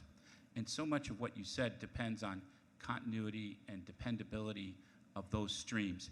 Could you comment on the potential to receive this on the Hill? Right. I've presented this idea at professional conferences, so I can't speak to how people might react to it if I were to give it to congressional members or staff or offices. And even if I knew that, my rules as a CRS analyst would prevent me from telling you the content of those reactions, because those would be privileged discussions. What I can tell you is that there is plenty of public support shown in the record for steady build rates and for trying to get to regular drum beats and for putting stability and dependability into the shipbuilding plan as a way of making shipbuilding. So that element of it, there's a long track record of Congress being aware of that and being supportive of it, that one part of it. And you can point to that in many places in the public record. So that's as far as I could take it. But I will say that in the way that I've presented it, I've done it at conferences like these. And so the audiences have been the people who come to these kinds of events, which are largely Navy and industry and related bodies of people. Thank you, Ron, and thank you for what you do.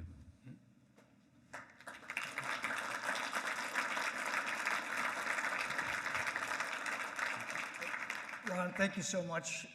You have set up the next panel, and I think the other speakers coming later today perfectly.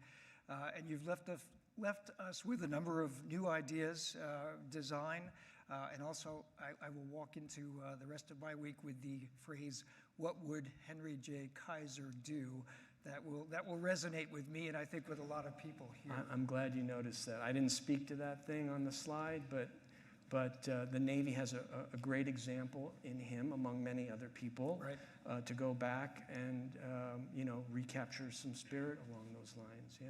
Well, as a small token of our appreciation for your time today and your insights, we have a Naval Institute book, U.S. Naval Power in the 21st Century by Captain Brent Sadler. Thank you very much. Thank you.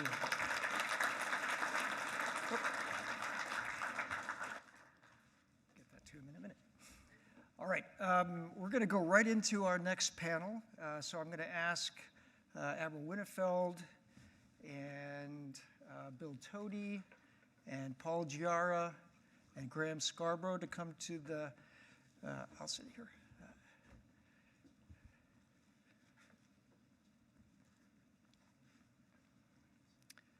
While they're grabbing their seats, let me start. I'm Bill Hamblett, the Editor-in-Chief of Proceedings at the Naval Institute, and it's my honor, my pleasure to introduce today's panel conversation, which is titled China-Taiwan. We don't have a decade. What must we do now to prepare?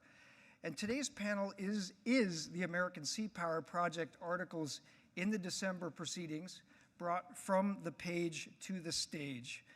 We started the American Sea Power Project 3 years ago.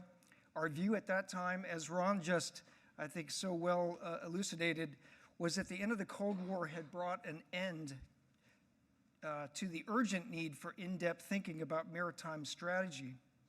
And during the next 3 decades, naval planning and force structure were guided more by budgets, technology, and land operations than by any meaningful maritime strategy or by design. With the return of great power competition, however, there was a need to get back to strategic thinking about what it means for the United States to be a maritime nation and how naval power underpins national power. Using an ends, ways, means structure, we started with foundational high-level articles in 2021, including Nick Lambert's What is a Navy For? In 2022, we moved into the ways in which naval power can be applied, and this month, in December, we kicked off the phase 3 of the project with the War of 2026 scenario, which is a realistic and challenging China-Taiwan scenario, followed by 5 warfare domain articles. We asked these authors to look at the scenario and consider how they could tackle this problem with the Navy and Marine Corps capabilities and force structure anticipated in 2026, which is essentially today's force structure. We asked them to provide an assessment of strengths and weaknesses and provide their best advice for what DoD, Congress, and the White House could do right now to shore up any weaknesses. More articles are coming in the January issue, and we may have a couple more coming in February, so this is just the start of the conversation. I'd like to quickly introduce the panelists and then ask each of them to talk briefly about their articles. My first guest is retired Navy Admiral Sandy Winnefeld, former Vice Chairman of the Joint Chiefs of Staff. Admiral Winnefeld was an F-14 pilot and a Top Gun instructor. He later commanded a fighter squadron, the aircraft carrier USS Enterprise, the Theodore Roosevelt Carrier Strike Group, U.S. Sixth Fleet, and U.S. Northern Command. He is a longtime proceedings author, winner of several of our essay contests, including, and this is why we asked him to write on this topic, including our 2018 Mine Warfare Essay Contest. His article is titled Mine Warfare Could Be Key. Commander Paul Giara is a P-3 pilot was a P-3 pilot in the Navy, a graduate of the Japan Self-Defense College, and a manager in OSD of the U.S.-Japan Alliance. He's also one of the original instigators of the American Sea Power Project, and he co-authored the War of 2026 scenario, and he worked with several other authors on their articles.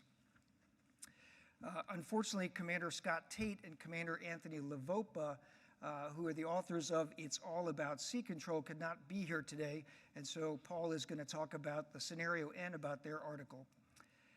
The author of the Undersea Warfare article, You Can't Win Without More Submarines, is retired Navy Captain Bill Tody. Bill commanded the USS Indianapolis and Submarine Squadron 3 in the Pacific during his Navy career, and he has held senior positions at several companies in the defense industry. And finally, Commander Graham Scarborough is an F-18 Super Hornet Weapons Systems Officer, the 2019 Proceedings Author of the Year, and now a PhD candidate at Johns Hopkins. His article is titled Strike Warfare's Inventory Problem. So I'll start with Admiral Winnefeld. Sir, mine warfare could be key, but will it be? Well, in the article that I wrote at the pause point in the scenario, it was a bit late for that. Not too late, but a bit late. And as I approached the challenge that you gave me, and by the way, mine warfare is not a domain. It's a warfare area, right? But that's okay. I ignored that. I approached it from first principles, and that is, how did we get here in the first place? It's not going well in the scenario. And I hearkened back to, the fact that in Asia, it's all about conditions to be managed, not problems to be solved. And so it's very important that we continue to manage the conditions as we're managing them so we don't have this conflict in the first place. And we can see from your scenario why we don't want to have this conflict. But the enemy has a vote, and there may be enough of these event and condition-based things that line up to where we could find ourselves in the scenario that you outlined. And some people will attack the scenario. I've already heard people attacking the scenario, but who cares? It's like, get over it. The important thing is what comes out of the discussion. And it seemed to me that while we were spending 20 years on trying to convert two foreign nations into Jeffersonian democracies, China did not take their eye off the ball, and we all know that. They've come a long way, an amazing distance, in a focused way, finding ways to keep us out of the Indo-Pacific region, and in particular their backyard. That's not going well for us, okay? That's sort of point one. Point two is that our response has been sort of typical U.S. military. Let's more means, not necessarily different ways, and let's buy more ships, buy more stuff, more and better stuff. But that's not going very well either. We are really sort of, I think, falling behind in that competition, and to the point where we're starting to change our assumptions about that conflict to match our preferred way of fighting this war. And that's the first sign of failure of a business, is if you change your assumptions to the circumstances rather than challenge your assumptions, and the definition of assumption being if it's wrong, you have to change your plan. So, and then the third thing is, and maybe alluded to in your last panel, is the budgets are not going to be there. If anybody who thinks that we can man, train, equip, and build 355 ships. Can't look at the fact that we can't even do it with what we have in terms of budgets. So we are in this place where, while we have the chance to continue what we're doing to deter China, and that's successful at the moment, it's going to go away, we should be using this time to think of another way, a new concept. And that new concept cannot just be a military thinking of another military as a center of gravity. It has to be a government thinking of another government's leadership as the center of gravity. And when you start thinking in that way, you start thinking of different ways of doing business, and you end up with a slightly different looking military. And that's a long way of saying part of that slightly different military is shutting down commerce. It's shutting down the enemy's ability to move across the sea, but to do it in a way that is not as costly as the current way that we're talking, not only financially, but in blood in that fight.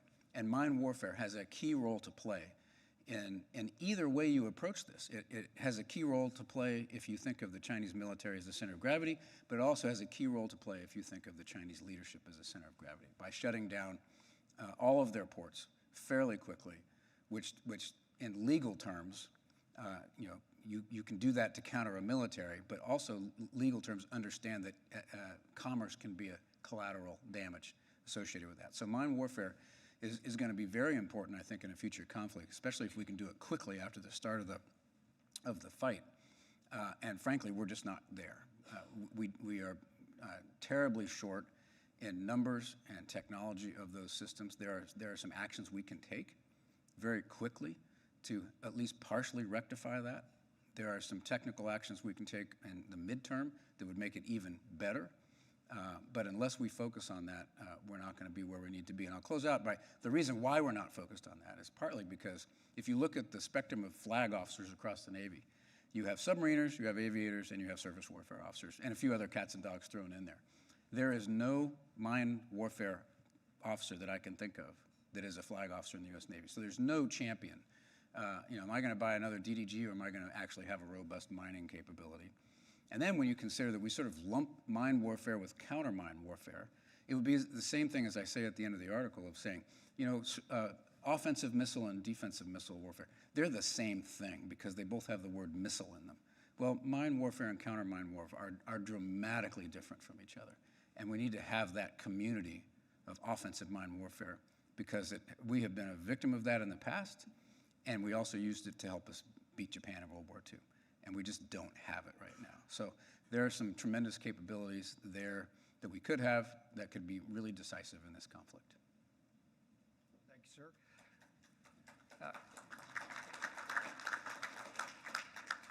Paul Giara, I'll ask you to briefly overview the scenario and give us some highlights from Scott Tate and Anthony Livopa's article on sea control.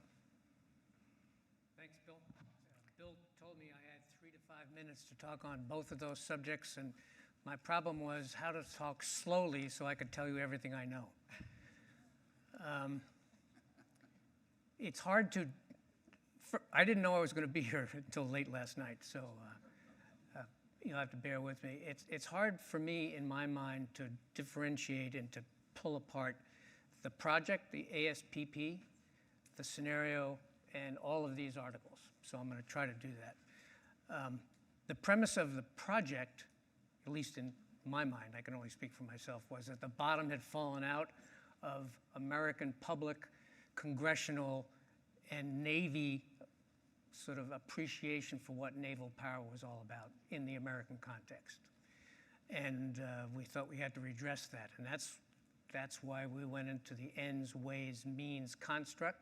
We left means, what we're now in, to the end, because that's what everybody always wants to talk about, to the exclusion of everything else. So now we're in the means process. As far as the scenario goes, I hope you think of me as your strategic dentist. I want to make you uncomfortable because it's an uncomfortable time. It's the return to great power competition. Great power competition is geopolitics 101.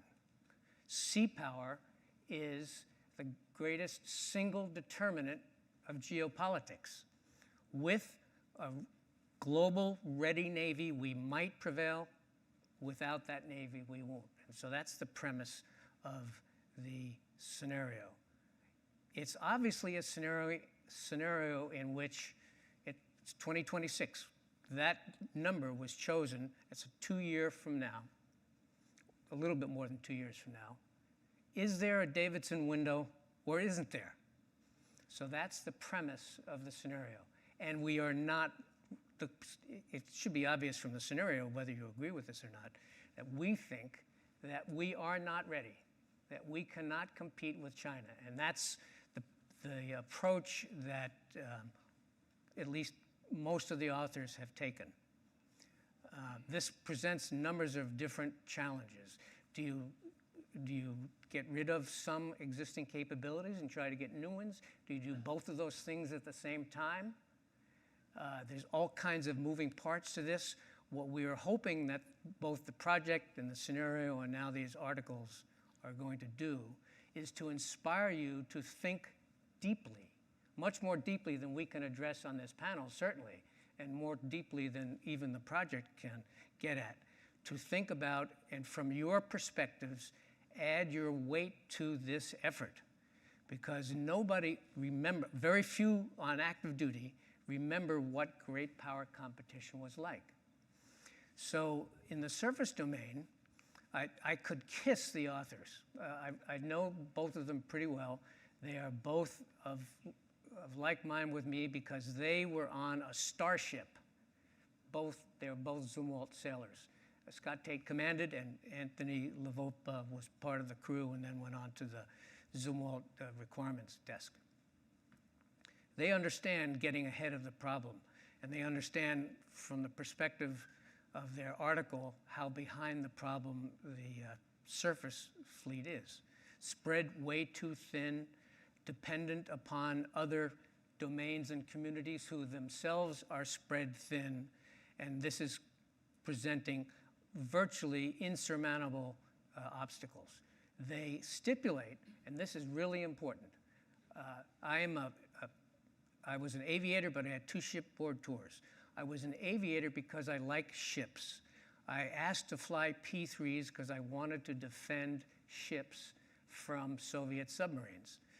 My point here is that this is about sea control and what surface ships can do in that regard. That's certainly what the article's about, but I think the bigger picture is about that too. One of the key points they're trying to make for us is innovate early. If Trent Hone, Scott Mobley, Mark Wilson, and others have meant anything in their writings, it's that getting ready has to start way before today's date of December 7th. If you think back, December 7th, 1941, we had been getting ready since the middle of the 1930s. So this is truly important. This business of being spread thin, what are the results of that? In this scenario, which we think is realistic, and which I've heard from several different unexpected quarters in the last 2 days, yeah, that's what we're thinking too. It's that we lost sea control in the Western Pacific. And whether and how to get it back then is what the rest of the article talks about. Finally, since my time is up, I will just close. I recommend you read the article if you hadn't. They've done a really nice job of capturing this. But if they make a point that doing more with less is one approach to budgeting, but it's no way to approach global war with a peer competitor. Before I move on to Bill Tody to talk about submarines, I just want to mention that the 5th article, and the author could not be here because he's in Okinawa. Lieutenant Colonel Brian Kerg is the author of the article that tackled the amphibious and Marine Corps capabilities in this scenario, and it is titled "Put 3MEF in a Fighting Stance," and I would recommend that one to you. So Bill, let's turn to submarines. And your article, you specifically foot-stomp more submarines. Why specifically, and how many more? Thanks, Bill. First of all, I want to say that I'm honored to be here. There are a whole lot of luminaries you could have asked, and you asked me, and I'm very proud of that. A few years ago, in one of my industry jobs, I was in Taiwan speaking to their chairman and their director of their National Security Council. And she asked me, what do you think, why do you think you know something about Taiwan?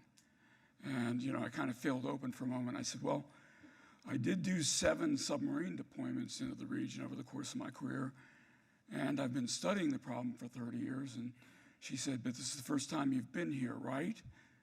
Yeah. Well, you treat us like this is Mars. You study it from a distance, and you opine on how we're supposed to win this war. Maybe we have an opinion on that. And then for the next hour and a half or so, she started giving me that opinion, right? And it was a good opinion. And there was some perspectives in there that I had not thought of. But fundamentally, when you came down to it, it was really about stopping the invasion and what are we doing as the United States to assist them in that, in the denied environment that we're going to operate in. And as a submariner, I already knew there's going to be a requirement for all naval forces. It's going to be a full court press. We're going to have to keep the pressure on everything. But the only thing that really will be able to get into the strait in a denied environment with medium risk are RSSNs. And so that has 2 implications. Number one, numbers count more than technology, and anti-surface counts more than anti-submarine. And I say that as an ASW guy, so it breaks my heart, right? And so those 2 implications, let's talk about the numbers. We'll talk about construction first, because I resonated with Ron's statement that there's a feeling of hopelessness when people start talking about new construction, because we can't do it with the 2 shipyards we have. That's the sense that emerges from this false narrative. The problem is Ronald Reagan did it with these 2 shipyards we had. So what happened? In fact, he increased the number of submarines by 12 during his 8 years in presidency. So what happened between then and now? The president made it a priority. National leaders made it a priority. We had a support of Congress who provided the money. We didn't decommission the old submarines while we were building the new ones. We had a different regulatory environment and a DoD staff that knew how to support and maintain an industrial base. And we had a culture in the United States of working on manufacturing. We lost that last one through a combination of national economic policy and, frankly, defense acquisition malfeasance. So there are things we can do, I don't have time to talk about them now, to improve the production. The other problem is maintenance. Too many of our submarines are in maintenance today, and we have the wrong outlook. In World War II, when we were facing the Battle of Midway, we had Yorktown with battle damage, and Nimitz gave Pearl Harbor Naval Shipyard 72 hours to get Yorktown underway. We need a Yorktown plan for our submarines today. We need a firm deadline. If you don't have a hull cut 1 month and you're at sea, you do have a hull cut 2 months and you're at sea, because we can't do it without them. We don't have enough. And then weapons. We were the sleeping giant in World War II because we could kick our production into high gear after the war started. We actually started our Navy buildup before the war started. And the only country that's doing that now is China. Today, we can't do that. We can't lie to ourselves and think we're going to turn on production of munitions once the war begins. This is going to be a fight with what you got war. And there's a whole bunch of reasons for that I can get into, but we don't have time. That means that it's going to be unlike World War II, where Japan wanted a quick victory and then negotiate for peace. China's going to want this to stretch out because we're going to run out of munitions. That's going to be their plan for victory. And the last thing on UUVs, the only thing I'll say is UAVs are useful. They provide combat capability. But with today's technologies, UUVs ought to be called useless undersea vehicles, except for maybe Orca. Because in this theater, in this war, They offer almost nothing. What they do is provide an excuse to not fund the things that work. Is that enough, Bill? That'll get us started. Thanks, Ron. Graham, we all saw Top Gun Maverick a year and a half ago. Maverick famously said a lot of things, but he said, it's about the man or the woman in the box, the individual aircrew flying the airplane. Your article essentially says, yes, but. So do we have enough men and women in enough airplanes with the right and enough weapons? Thanks, Bill. Thanks, everyone, for having me here. I know this is the Naval Institute, and this usually goes without saying, but I just want to make it clear that I'm here representing myself, and I don't represent the U.S. Navy, Johns Hopkins University, what my parents might think of me. All of these opinions are my own, so please forward any complaints to me.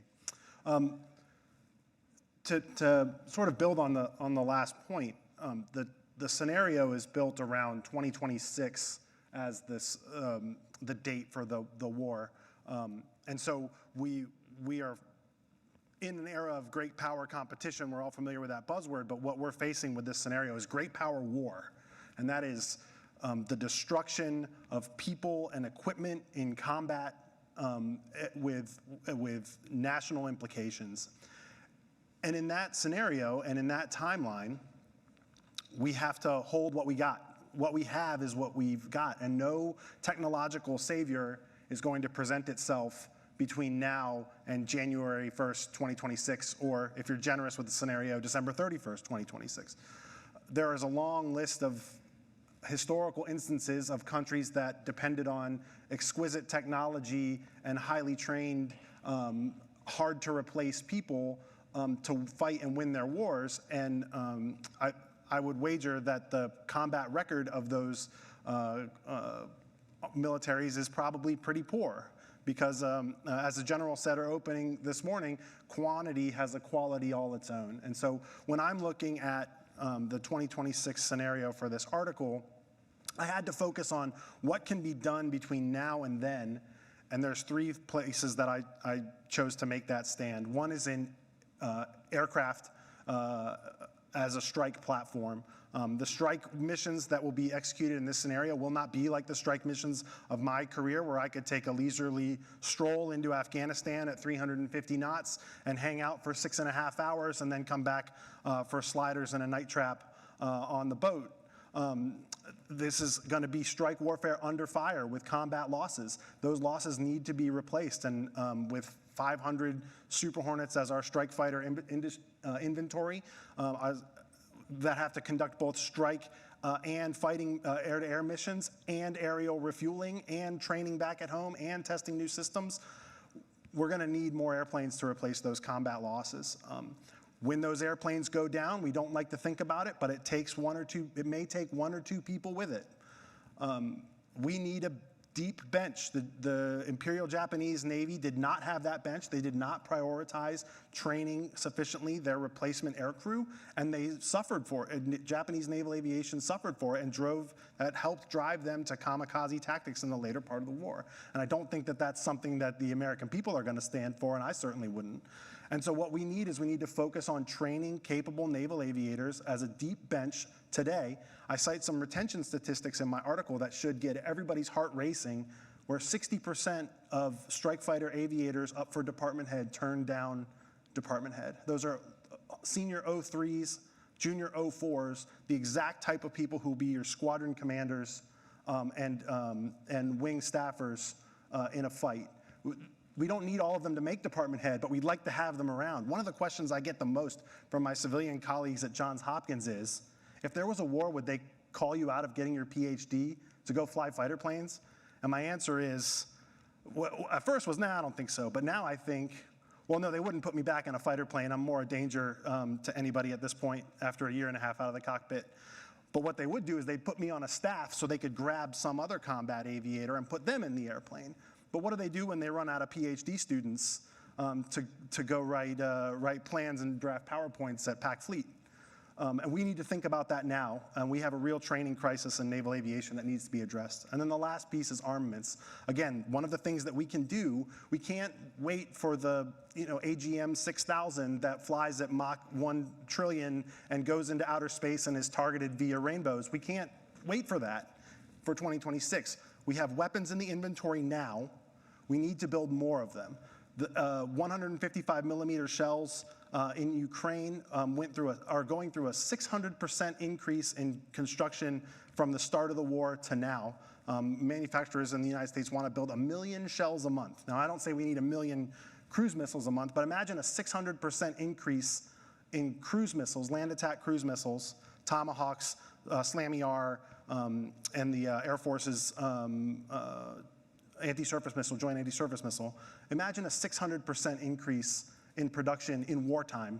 That increase needs to start happening now so that we can give people that are fighting to get to the fight, if you remember that buzzword, we are giving those people a chance to put fires ashore in support of the ground campaign and the defense of Taiwan. All right.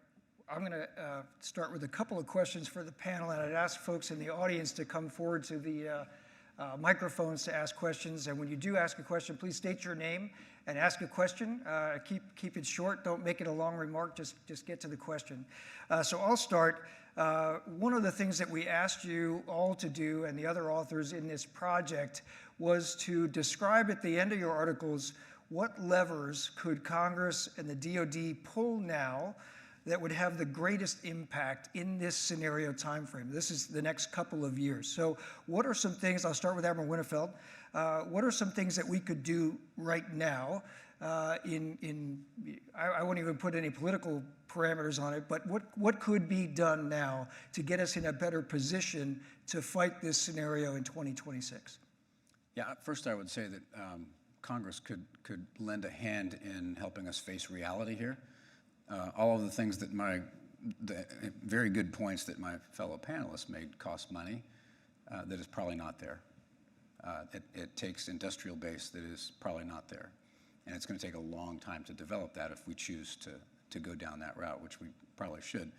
So facing the reality of what this conflict, if it happens in the near term, could be like, could put a little more pressure on, and by the way, Congress usually is not briefed on operational plans for good reason, because they'll leak them.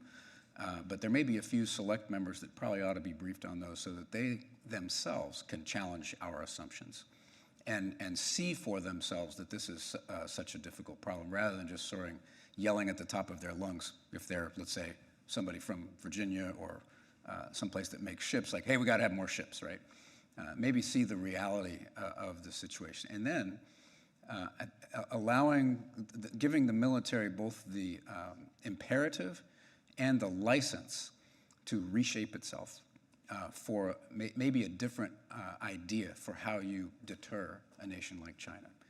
And the way you deter China is understanding what their leadership wakes up in the morning and fears the most. And they don't fear the United States military the most. They do fear it.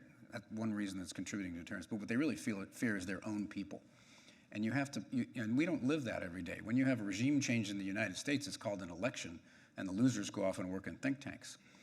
When you have regime change in China, something completely different happens, and they're deathly afraid of that, and you can see that every day in their behavior. So that's what you want to target, and one of the ways you target is economically. And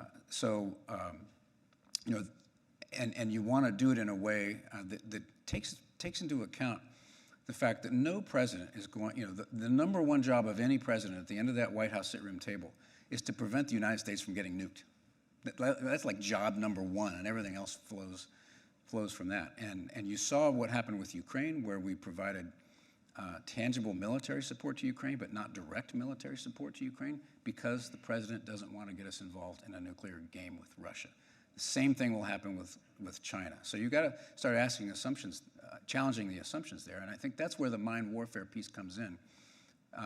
Plenty of jobs for the rest of the Navy, outside what I would call the hot zone, shutting down Chinese commerce for one thing, which they're deathly afraid of, and we can do a really fine job of that, rather than maybe exposing some of our assets inside that hot zone.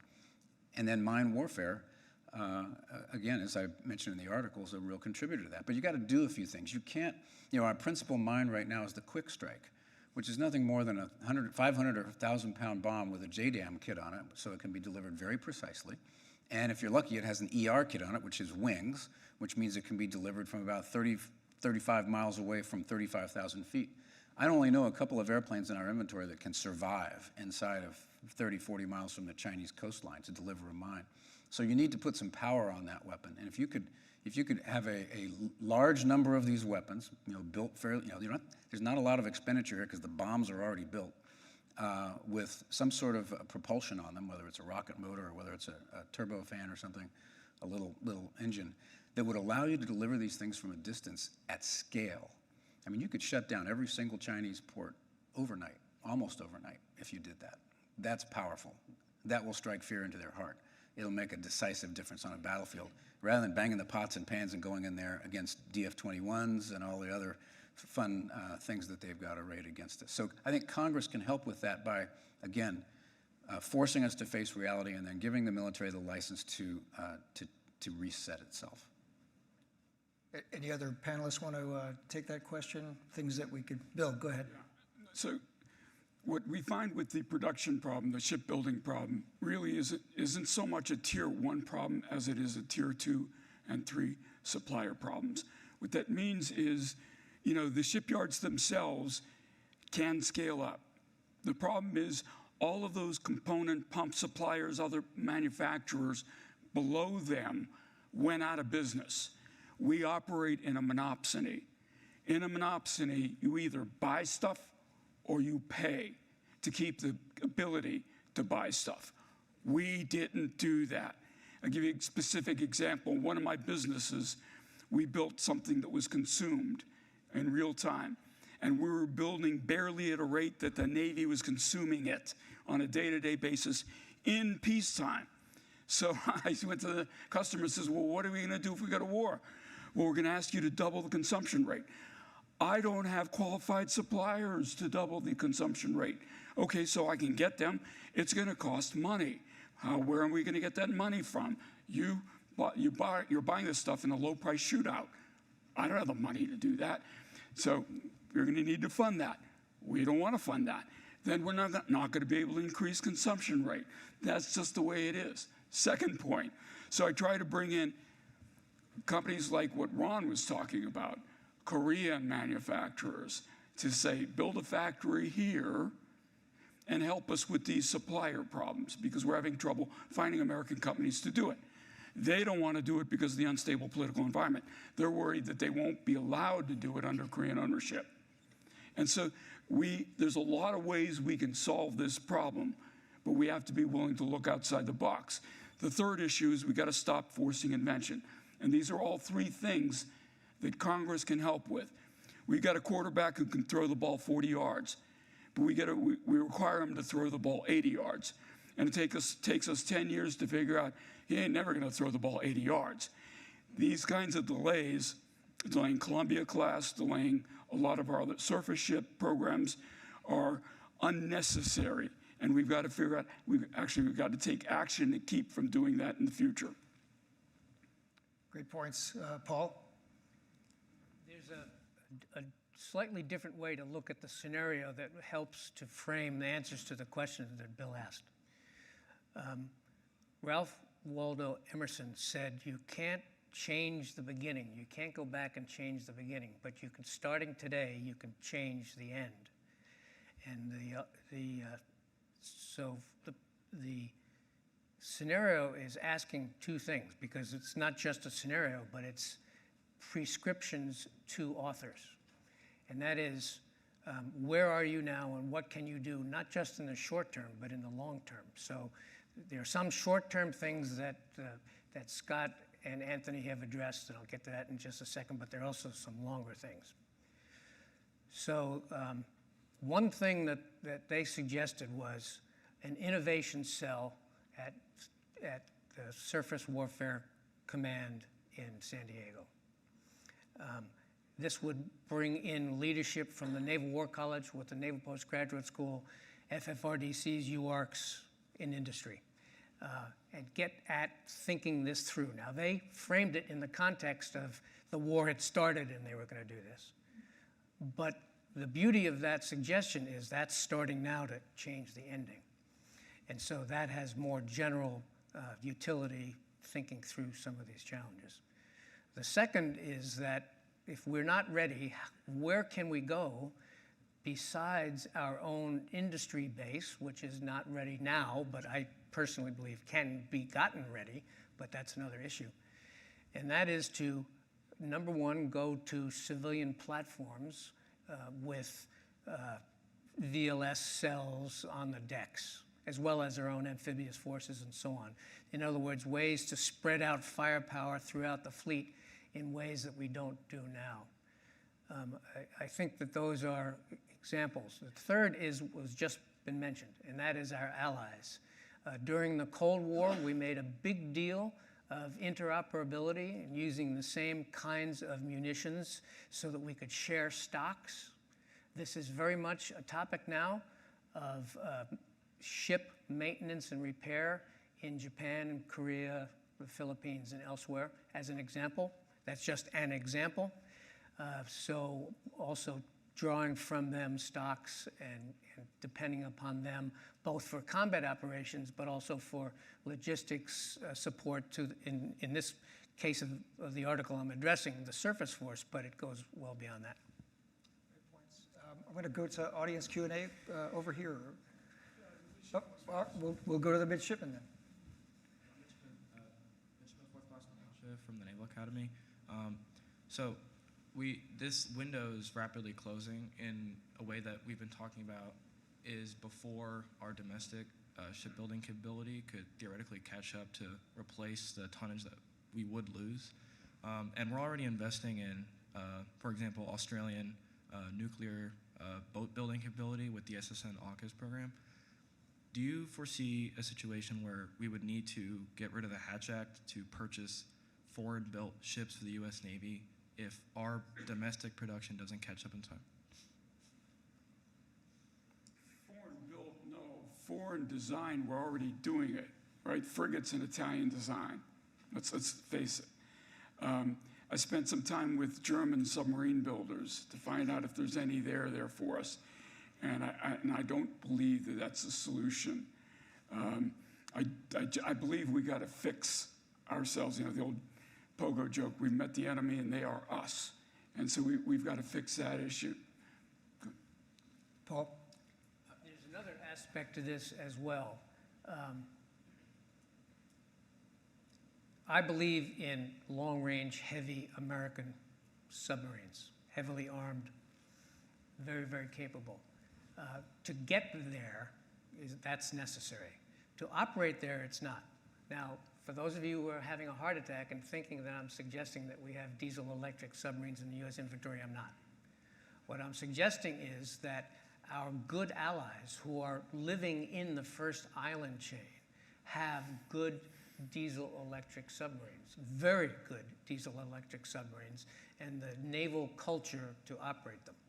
So why should Japan, for instance, only have 22 diesel-electric submarines? Why shouldn't they have 44 or 66? Why not flood the zone with Japanese and South Korean submarines, as an example? So there are other ways to get at the question you're asking, and I suggest that's one of them. Really great question, and I really appreciate you being here, and I appreciate your curiosity. Takes me back to being a 4th class midshipman myself, and I love it. Congratulations. There are some foreign nations that build some pretty cool ships. I had a Spanish Aegis frigate in my strike group in the Mediterranean. Very, very capable ship. But I think, in my personal opinion, paying the Spanish to build more ships for us is not the answer.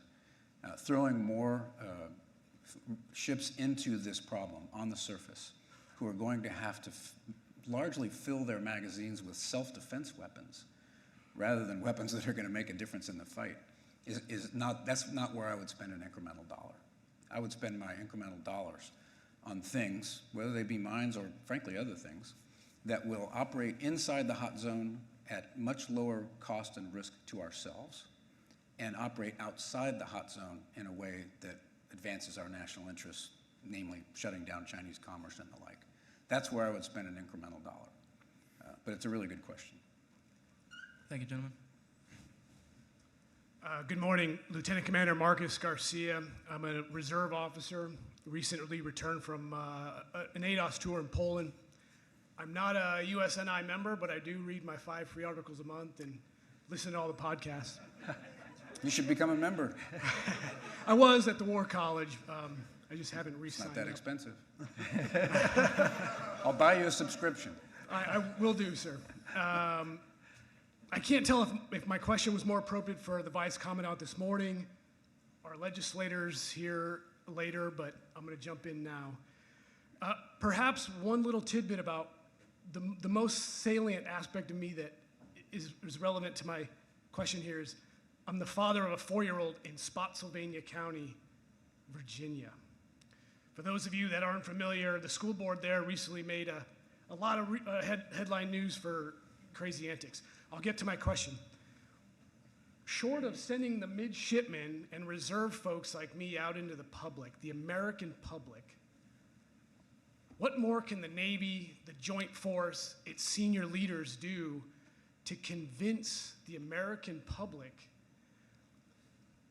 of all the good ideas that you gentlemen and the Vice Commandant threw out? Central to all your discussions is change. Technological change, climate change, demographic change. More planes, more submarines, more mines, more countermines, more commercial shipping. What more should we be doing as a joint force? I'm at a loss. I go down to the school board meetings in Spotsylvania County. These people don't want to acknowledge change, let alone pay for the aspects that we need to manage change and to implement it smartly. So, thank you. I'll take on that question a little bit here. I don't know that the answer is to send people out to try to convince somebody who's in the heartland that we need to buy another DDG or another submarine or a mine or whatever. They're going to go, what do you mean by that? I've got my own problems here. I think that you have to go back to the first principles of the problem, and that is convincing the American people at a higher level that it matters that we have American leadership in the world. It matters that we have more allies than we've ever had, than any other nation's ever had.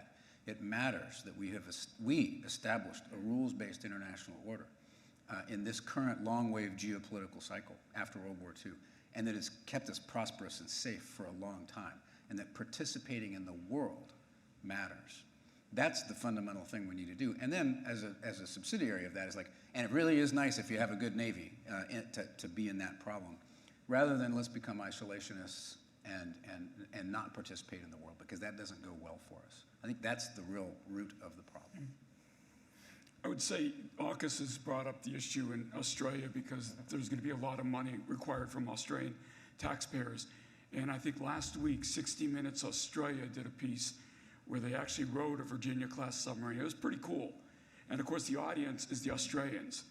And, it's interesting to me that they're doing a pretty good job with a full court press on the Australian public as to why they're going to need to spend hundreds of billions of dollars to bring the SSN capability to Australia. I think they're doing a better job than we are, frankly.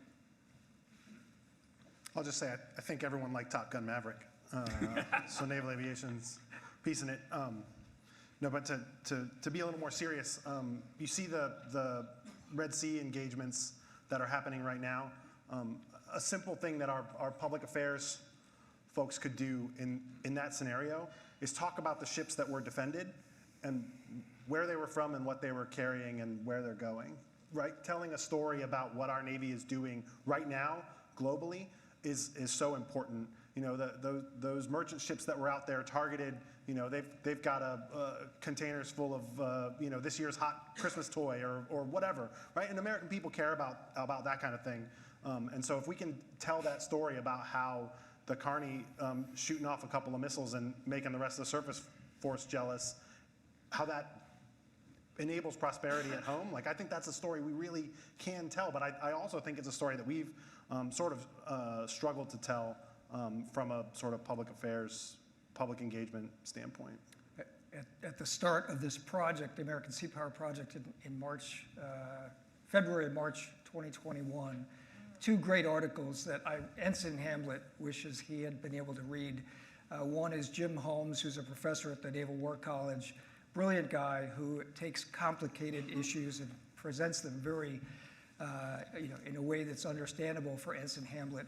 But his article was titled "Great Responsibility Demands a Great Navy," and it, to Admiral Winnefeld's point, the United States has signed up for global leadership over the last 100 years or so, and that doesn't just, come because we want to lead the world. It takes conscious decisions to build a military, to build naval capability. The other one is Nick Lambert's, I mentioned it earlier, "What is a Navy for?" And that really gets back to first principles. Mahanian, yes, but not Mahanian in battle force on battle force, but Mahan's concept about arranging and protecting and deranging global trade as a major part of the reason, the raison d'etre for a Navy. So I just highlight those two amazing articles from 3 years ago, almost 3 years ago. Over here. Morning, gentlemen. Ensign Jens Sorensen.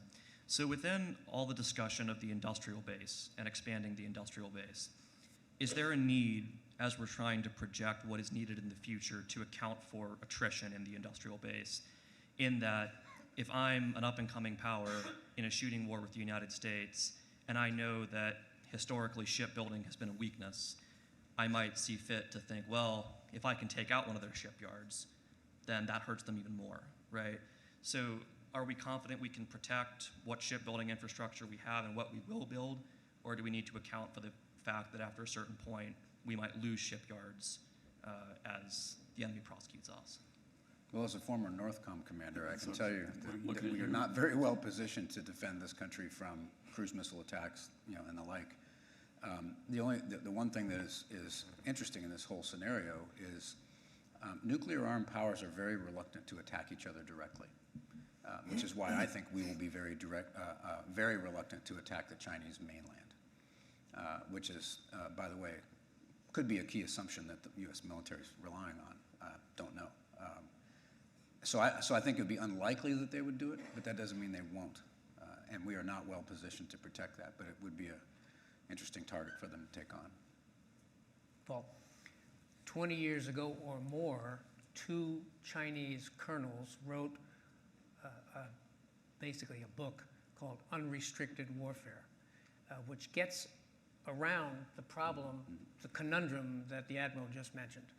And so if you read that book, you would come away convinced that in direct and indirect ways, the Chinese are absolutely planning to do what you said.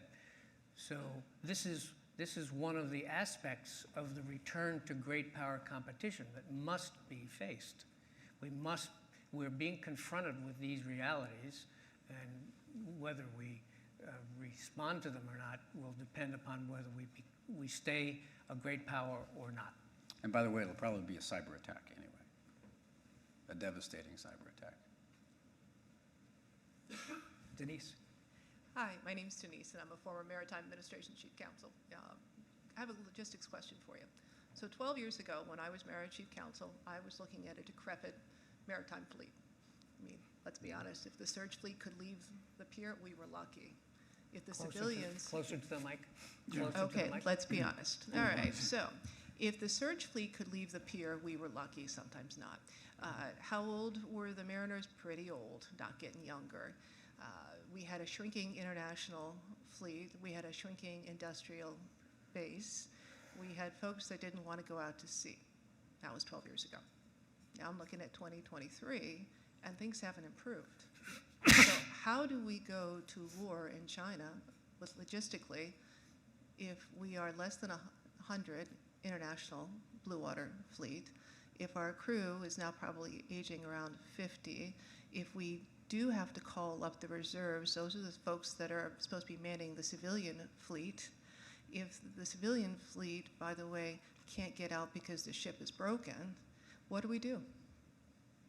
How do we get there? Is the question directed at MSC?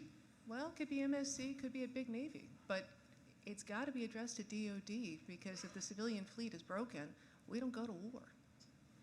I think it's more of a Europe problem than a China problem. I don't see us putting ground forces in China, but there are certainly elements of MARAD that would carry things that are not ground forces, but it is very ground force heavy. And so I do worry about this on the European side if we have a crisis there. My personal opinion is we should have much more prepo in Europe, because it's going to take too long to get the stuff there, even on MARAD, and if it even survives the trip, which is another problem. So that's a big topic. I turn to other folks on the panel. I'd also, previews of coming attractions in the either January online or February issue of the magazine will be an article by Sal Mercogliano looking at logistics and looking at some of the, the Ready Reserve Fleet and the MARAD, et cetera, MSC. So, yeah, this debate and discussion will continue, and you bring up a very good point that we want people to be thinking about and writing about for us. I do want to comment on the "what would Henry Kaiser do" though point. He was the right man for the time, and he pumped out a bunch of ships during World War II, 1,000 ships, right? And we would need something like that today, but it has to be pointed out that those ships were easy to sink, and the crews considered them death traps. And so, there was a downside to that, particularly when it came to the escort carriers. So there's, Ron was right. There's a lesson to be learned from that on standardized hull forms that we could build, the Swiss Army knife into almost anything.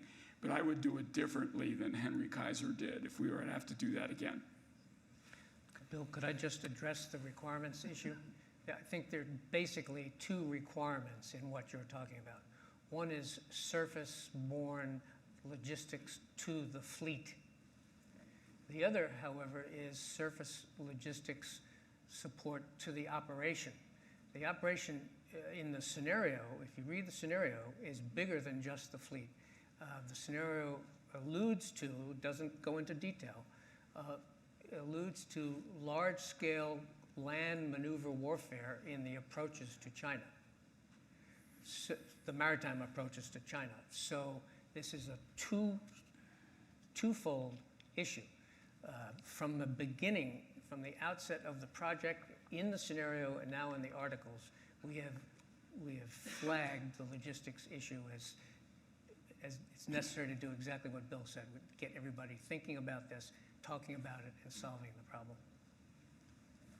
Over here. So Don Klein from Thayer Mahan. I'm going to come at you with another logistics question coming from a P3 guy. I know it's painful, but we talked a lot about production on the front end of ships, aircraft, munitions, but eventually we're going to go Winchester, whether it's a DDG or an aircraft. And in comparison to 30 or 40 years ago, we have a very minimal tender capability. But if you take the example of what's documented in Neptune's Inferno, a lot of the rearming, a lot of the repair was done forward.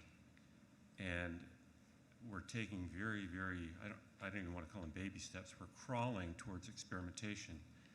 But as mentioned earlier, time is of the essence, and I'm not sure if we can get there from here to have a credible battle damage repair, to include taking care of our personnel that are wounded up forward as well. So I'd like to hear your perspectives on maybe how we can kind of accelerate that too, because we're going to have to fight with what we have. Recognize that we have production limitations. Thanks. I talked a little bit about some of this in my article, in that repairing airplanes is very complicated, which probably doesn't sound all that surprising. But unlike the old days when airplanes were made out of sheet metal and you could rivet a panel into it and send it flying again, our airplanes now are made out of this carbon composite. It's very complex. It's very lightweight. It's very flexible, but it's also very hard to repair. We not only need a way to repair battle-damaged airframes while at sea, we need a way to get the parts that are going to be needed to repair those airframes at sea, right? We need to get those there. And and you talk about repairing forward, one of the problems with this scenario is forward is a lot further back than it used to be. And we need to think about that. The fuel tank crisis in Hawaii, that needs to be an alarm bell for all of us, because that may be as far forward as we can reliably get for a while. I think we have to explore ways to rearm and repair at sea, including VLS reloading at sea, which I saw a headline about just the other day, and unfortunately I didn't have time to dig into it, but hopefully that's a capability that's coming, because we may find ourselves Winchester very quickly. I used the example of the strikes against Syria a few years back, which were 56 cruise missiles against an undefended sort of soft target. And 56 cruise missiles is probably going to Winchester a DDG of TLAMs in one shot. Now you have to double it because those targets are hardened targets, and then you maybe have to triple it because those targets are also defended. So you need a huge salvo size that's going to wipe your TLAM inventory very quickly.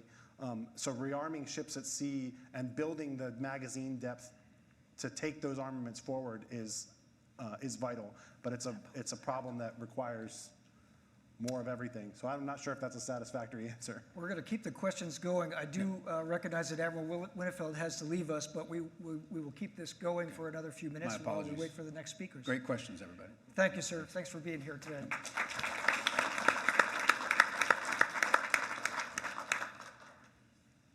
Over here, Moon Pitch. Good morning, ladies and gentlemen. Moon Pitch again. I am from USNI Proceeding. My question is, China built a naval base in Cambodia plus an airport nearby. And from your perspective, gentlemen, what should be the best response from the US Navy or the US government to deal with this? Thank you. Well, it's not the only one they've built, right? I mean, there's one on the Horn of Africa. They're trying to get into Central America. You know, we've left a power vacuum around the world, disengagement, and it's not going to get better if we continue to expand the isolationist policies or tendencies that we're seeing come out of congressional representatives and others in the country. Power fills a vacuum. I mean, it just happens. It's really hard to pull that back once it happens. I wish I had a more cogent, enlightened answer for you, but the real answer is to stay engaged in places that this kind of thing could happen to before it happens, because once it happens, it's really hard to put that genie back in the bottle. I'd also point out, and this is not my opinion, but something that Proceedings authors have said in a series of articles the last couple of years, pointing out that China's spending a lot of money around the world, but afterwards, a lot of those countries that accept that infrastructure investment from China find that it was not such a great deal for them. And so the United States perhaps isn't spending on that spending spree like the Chinese have been, but we tend to be better long-term partners. And highlighting that is very important strategically. So if you look at the debt trap that Sri Lanka is in with the port of Hambantota, for example, so that China comes in, offers low-interest loans, they bring their own workers in to build that, and then afterwards they say to the Sri Lankans, now you owe us this much money per month every year for the next 100 years. It becomes very expensive, and those countries find themselves with infrastructure that perhaps they didn't need, and certainly with debt that is now a huge problem for them. And highlighting that is a key part of the information space. That's just my two thoughts, but it also comes from, you know, a number of Proceedings authors have pointed that out. Over here, sir. Hi, Blake Hall here. I'm a current student at one of the universities in the area. My question to you is, what is the likelihood or thoughts on pulling ships or aircraft out of retirement due to the complications of deploying new ships? Ghost fleet. Pulling them out of where? I'm sorry? Out of mothballs. Out of mothballs. Not an option for submarines. I don't think it's much of an option for aviation either. You know, Admiral Winnefeld, as much as Admiral Winnefeld would probably love to jump back in the cockpit of an F-14, it's you know, the effort to go through something like that is not reliable or sustainable. The Air Force may, with enough inventory and similar type model series, they may have a different answer for you, but I don't think naval aviation is equipped to do something like that. Well, it depends. If you're talking about short term or long, somewhat longer term, one of the things that the surface domain authors brought up was it's not the platform, it's the munitions, right? And so in that context, as difficult as it would be to bring back ships that have been laid up for any amount of time, let alone a long period of time, and as difficult as it would be to man them, which is of course another issue, then the issue becomes, why would you be doing that in the first place? And perhaps there's something to this idea of platforms versus munitions. Right now, the Navy has a philosophy of exquisite platforms, but very few of them, and terrific but shorter range munitions. And the authors of the surface domain article are suggesting different approaches, one of which might be bringing ships out of the mothball fleet and putting advanced munitions on their flight decks and fantails. Thank you. Over here. Hello, Greg Lewis, Association of Marine Corps Logisticians. Thank you. This is a great presentation. I think it's largely focused on great power conflict that's coming up. I'd like to, my question is kind of getting at great power competition. There's a community that is not represented on this panel. That's the logistics community. And as a logistician, I think that one of my questions would be, why is there not a logistician here? Not in that administrative sense, but I think we've got the logistics community, and Graham, you actually helped me write an article for another organization, SIMSEC, which was focused on transportation command, military sleeve command, the fight to get to the fight. Our logisticians are forward. So when they go ahead, just like in the Napoleonic era where they went ahead of the force and they're there, you've got a steady state force of Naval Facilities Command, NAVSUP, Military Sleeve Command, and so forth. How can we look at using our logistics organizations as logisticians forward? Are there better ways that we can use them instead of just looking at it as a support element, as a forward force?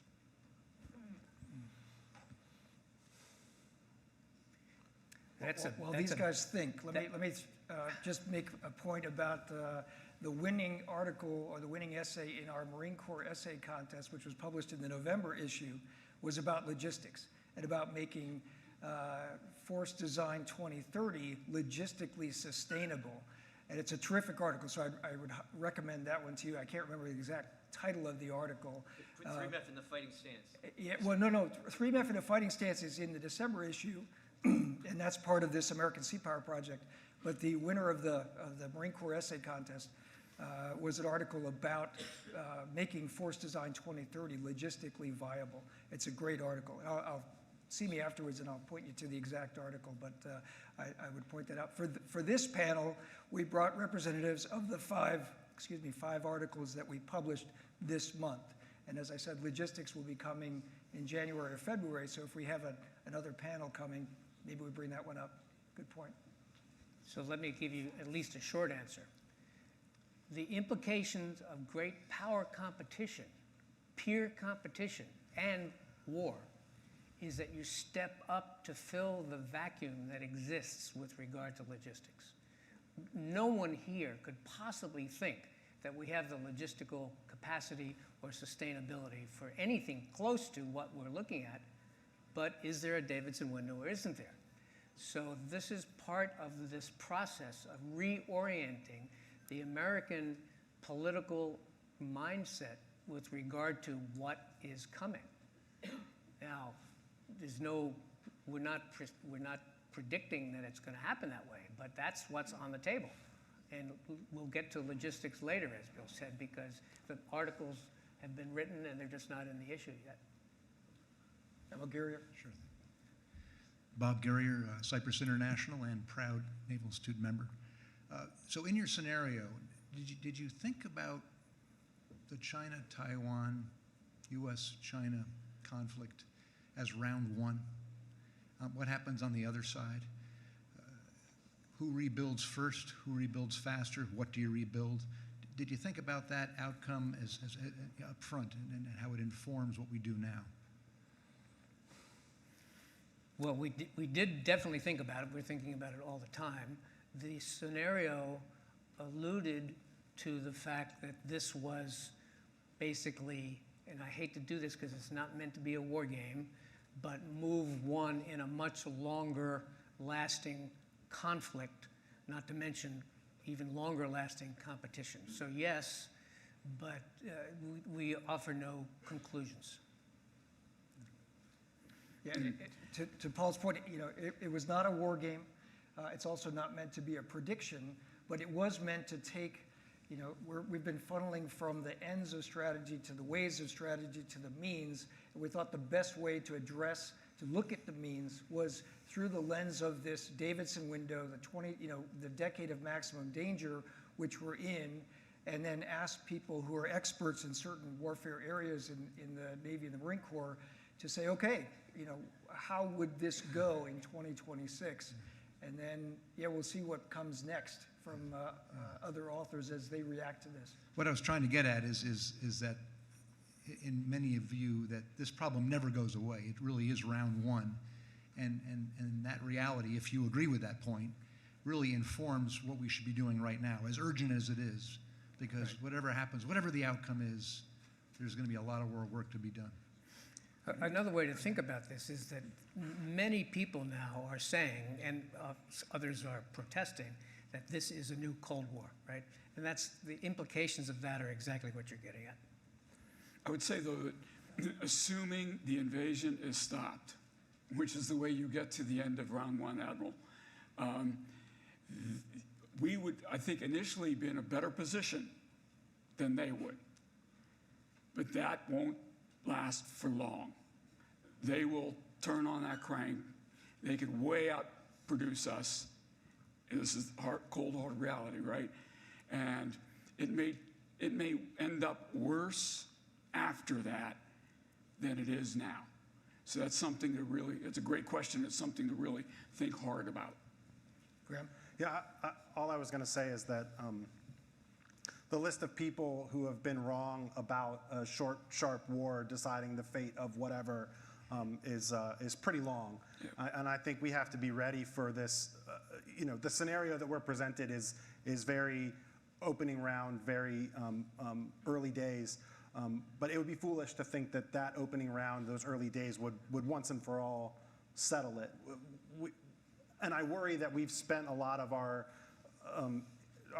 time and effort chasing after weapons or platforms or capabilities that are designed to be the one thing that's going to keep this war nice and short and tidy and put it in a box. And I don't think history backs us up on that. We have to be ready for a long conflict that needs to be sustainable. And we see that in Ukraine, for example, right now, as just one example. Yes, sir. Over here. Thank you for an outstanding and enlightening presentation, gentlemen. In terms of alliances, etc., should we be looking at the fact or the possibility of other nations, specifically North Korea or Iran, opportunistically piggybacking on a U.S.-China conflict over Taiwan?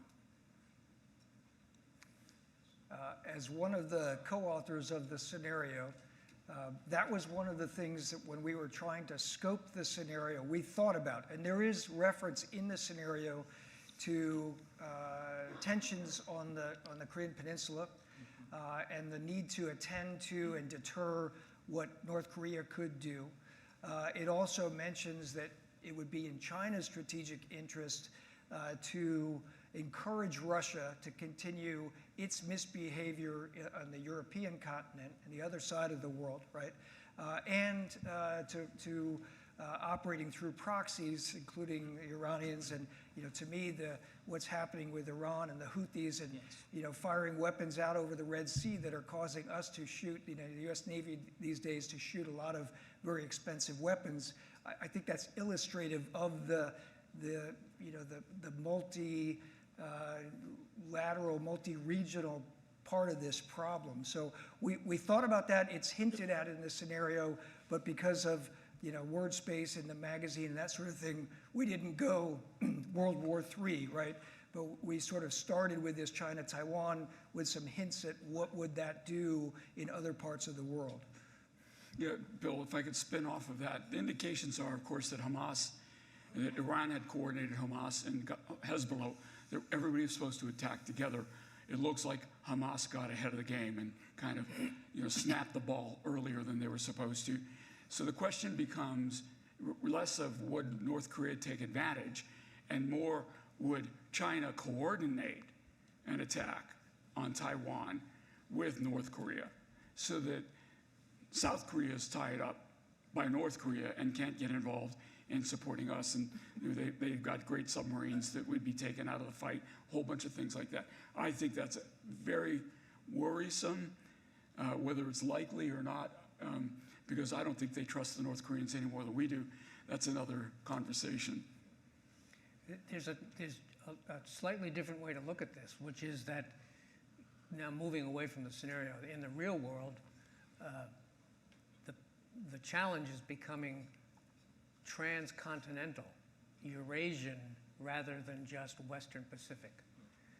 The rise of, from east to west, China, Iran, and Russia, who, in my view, but I can't prove it, are colluding at least.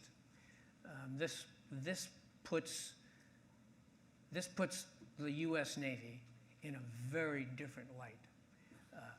That it's dealing with the periphery of Eurasia, that it's a global, that it's forward. That's not, I don't think, what the Navy's been thinking of itself for some time. So this is just food for thought. We have time for one more question. Thank you, gentlemen. Morning, gentlemen. My name is Andres Sobrada. I'm an intern for Senator Marco Rubio. I was wondering, so as seen in the war in Ukraine, Ukrainian Navy has utilized unmanned vessels in the Black Sea to attack Russian ships and render them inoperable. Should the U.S. Navy place an emphasis on the use of drones against the Chinese fleet, and what would that look like? The quick answer is, should we? Yes. Yes. Can we, by the time that this scenario that we're discussing rolls into place? I don't think so. I'm not a surface unmanned surface guy, but I don't think we're there. And I think that if you look at Ukraine, the unmanned piece is only part of a much larger piece of the puzzle, and we've had a tendency to pin our hopes to unmanned again as a war winner or as a game changer instead of making it part of a larger approach that leverages both what we have and then what we can bring in the near term. So is there a role? In this scenario, it will be very limited. In the future, I think they'll be very important, but we can't look at it as a cure-all. That's my 2 cents. Anyway. It's a great question, and I saw it coming, but they're military technical and military operational kind of realities. The first is, in this scenario, the two sides have fought, the U.S. has been pushed back, and now at range, we are looking at each other, shooting at each other, but at range, which means that we're out of range of the kinds of drones and unmanned, uncrewed vehicles that you might have in mind. That's the first thing. The second thing is that with regard to range, the military technical development of these platforms is not where it would be to what you're getting at. But on the third hand, there are going to be long-range loitering munitions. And so, but this is, at least, it's kind of like, well, it's always 5 years out, right? But this has been seen for many, many years as those kinds of long-range loitering munitions, but they're not there yet. So certainly in this scenario, not yet. That's what I would say. Thank you. I want to thank our panelists and also the audience for your questions, which were just terrific. Paul, Bill, and Graham, thanks for writing for Proceedings and for being here today. And as a small token of our appreciation, we have a copy of Brent Sadler's book, U.S. Naval Power in the 21st Century by the Naval Institute Press. Gentlemen, thank you.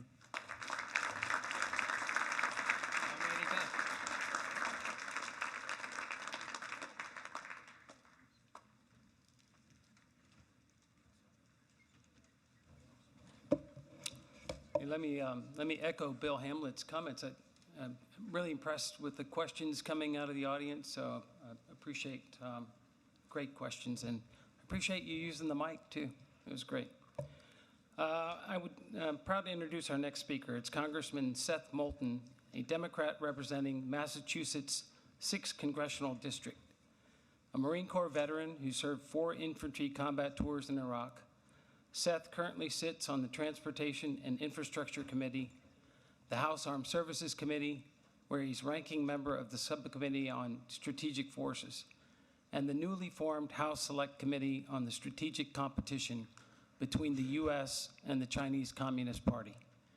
He was named the most effective freshman Democrat in his first term, and no House or Senate office has won more democracy awards from the Congressional Management Foundation than his team. Congressman Moulton co-authored the bill to designate 988 as the National Suicide and Mental Health Lifeline with a veteran across the aisle.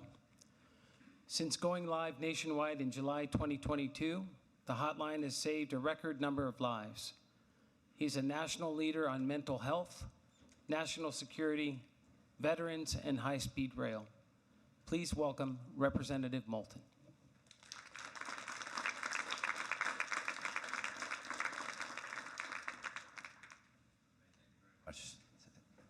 It's an honor to be here, most of all because members of Congress are not particularly highly regarded these days. But when I walked in, a school group started whispering, "Is that a real spy?" It's about the best compliment I've gotten in a while. Ray, thank you very much for the introduction. You know, I was speaking to a defense company in my district not too long ago that actually made some of the weapon sights that we use in the infantry in Iraq, some of the very sophisticated, expensive weapon sights that allow you to see thermal imagery and whatnot. I had no idea that these were made right at home, close to where I grew up.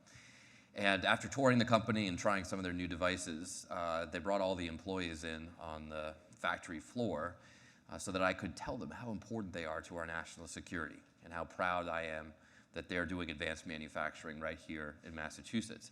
And then I opened it to questions, as I will with all of you shortly. And I said, please don't hesitate to ask any questions. But it was utter silence. I said, no, really, my job is to take tough questions. You can ask whatever you'd like. And then finally, a woman in the very back raised her hand and she said, "Who are you?" So it's really nice to get an introduction. Ray, thank you. My impression is that, we just got out of votes, but my impression is that you've heard a lot about some of the practical things that we need to do to address force posture around the world, specifically in the Indo-Pacific. I would like to try to talk at a little bit more strategic level as we think about the big picture challenges facing the United States, but specifically with regards to China.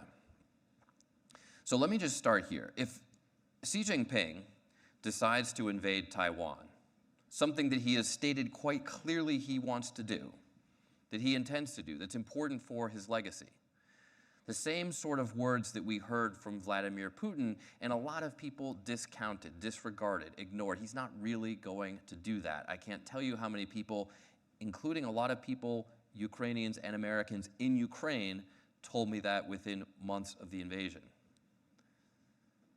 But if Xi Jinping actually decides to do this, as he said he would, America only has 2 options, and they're both terrible. The first is that we say, oh no, we're kidding, we're not going to do anything. And that might sound convenient to a lot of people who don't want to see America involved in another war. But I think it's easy to underestimate the massive economic consequences to ceding advanced chip production to our biggest rival, to giving them control over all the trade through that part of the world.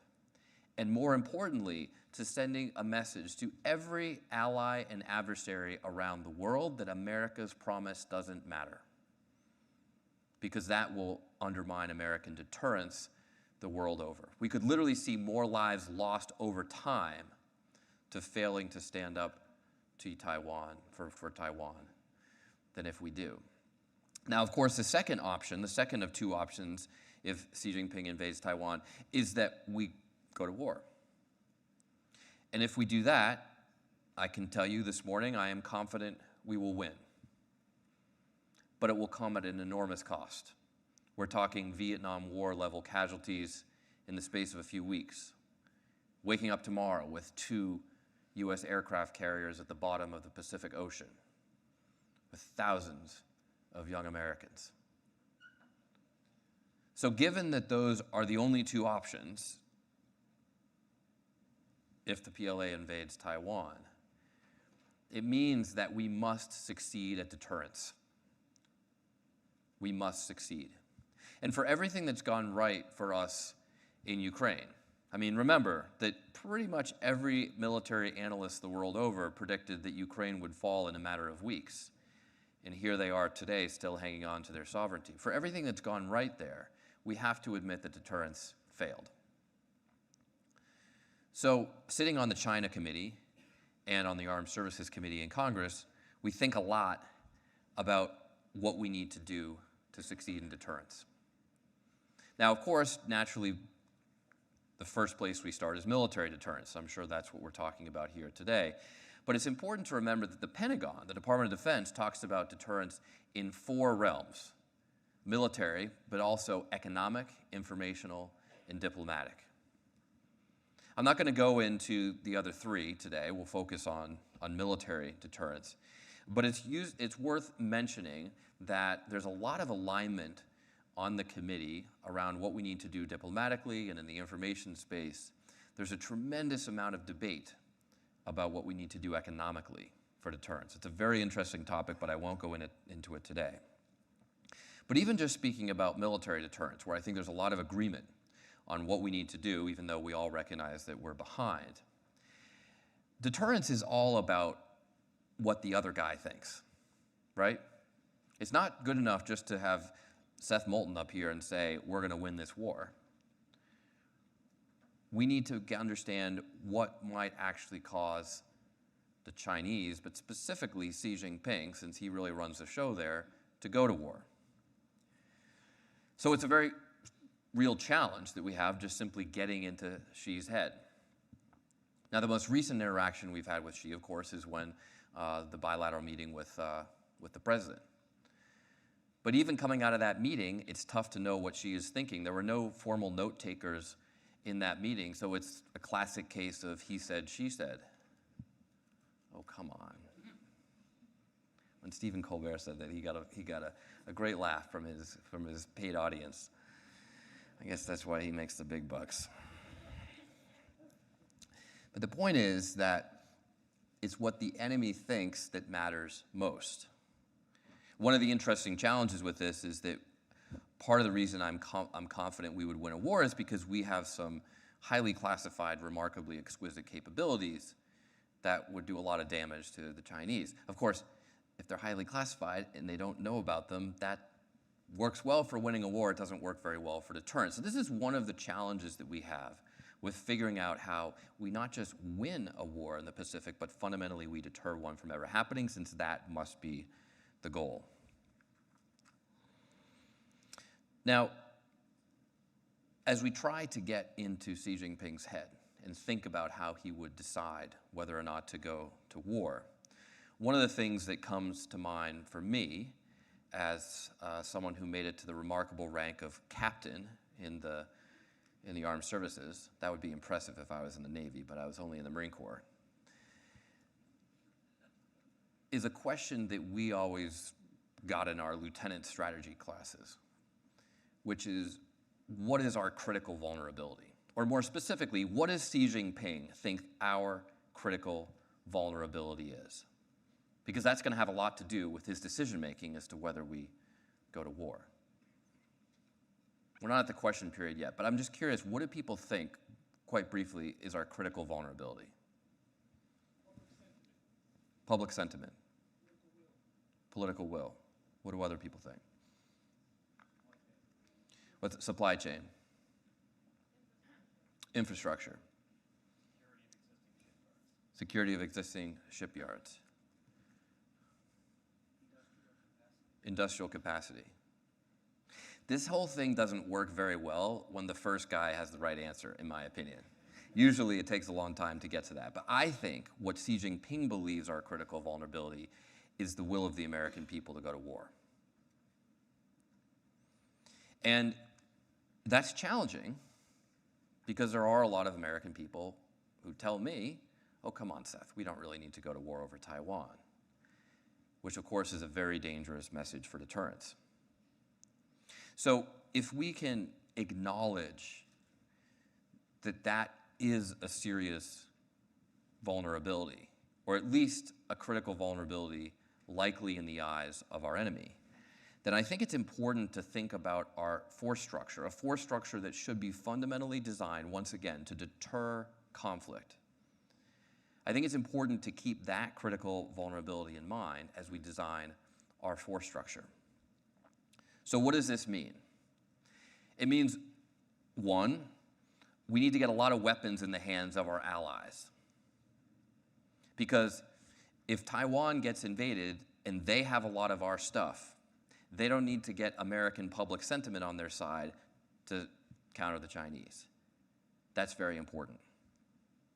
Number two, we grew up reading about World War I and the danger of entangling alliances, the entangling alliances in Europe that led to the outbreak of World War I. But I think when it comes to deterrence, entangling alliances are actually very helpful. It's helpful for us that Xi Jinping can look out and see a whole bunch of allies in the Pacific and know, much like Putin sees or Putin knows when he looks out at Europe, that you attack any one of these and they're likely all to go to war against us. So the work to build up, the diplomatic work, and also the economic work, by the way, to build up our allied partnerships in the Pacific is critically important when it comes to deterrence. I also think, because of this potential critical vulnerability, that it's very important to have fewer personnel-dependent platforms whose use depends on politically motivated decisions. What do I mean by that? If we're worried about the American public's will to go to war, then we don't want to have to make the case to the American public it's going to take a lot of troops to win this war. And we don't want to get to the point where we know we have to make a lot of political decisions about engaging those troops in order to fight and win.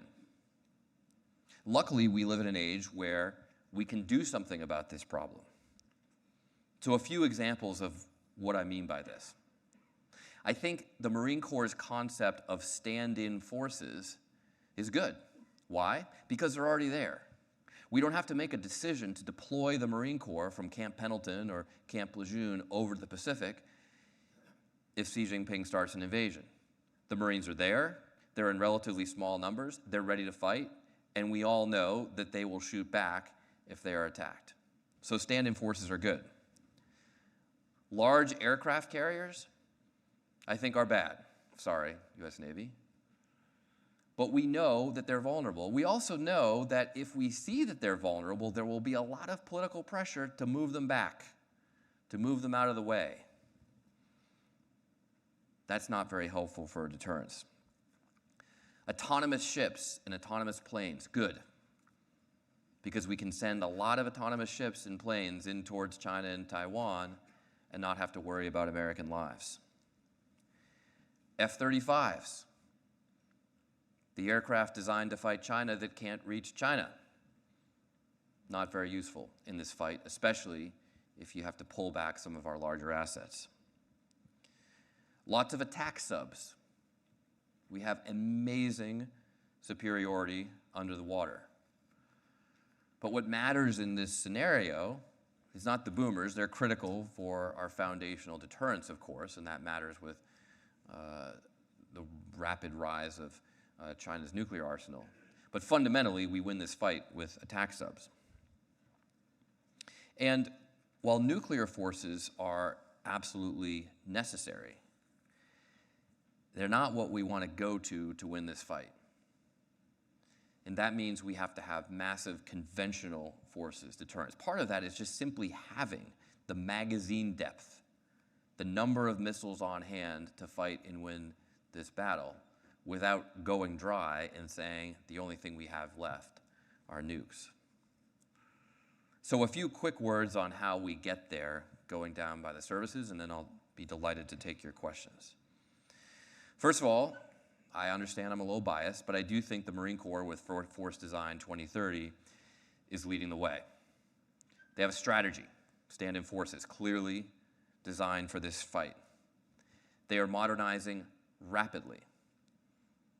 About 8 of us Marine veterans in Congress, House, and Senate wrote an op-ed last year in defense of Force Design 2030, in defense in the face of a lot of critics. But our one criticism of Force Design 2030 is we said the Marine Corps is not moving quite fast enough. They're divesting of things they don't need. You're not going to win this fight with tanks. Tanks have no use in defending a bunch of islands against the Chinese.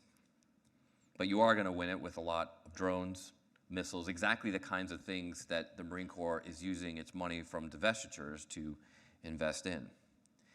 They've also set the culture to change fast, which is important if we're going to keep up with this threat.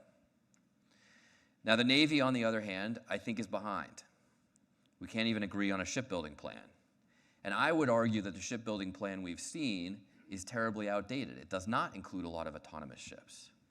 It does not include the kinds of modernization initiatives that we need to meet this fight. And it's heavily dependent still, especially if you look at the actual numbers, on the kinds of big personnel-dependent ships that I would argue are not the most effective deterrent in this scenario. The Army has been designated with some essential capabilities, but it's a little bit hard to look at the Army and not say that they're chasing or searching for relevance in the Pacific. My point is this: the Army is fundamentally a large land force. Again, not something that has a lot of relevance to this fight.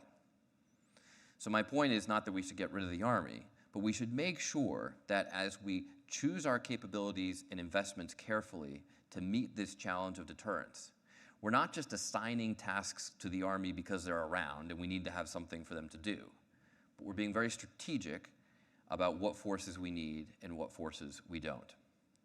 For a long time, we derided the fact that the PLA was this million-man army that was terribly trained and terribly ineffective. But if you look at what China has done, they've dramatically reformed that. And they've taken a lot of money out of their army and put it into other capabilities. The Air Force is absolutely, of course, essential in this fight. But I think we need to bring this lens of deterrence again to how we're investing in the Air Force and make sure that the capabilities really match the threat.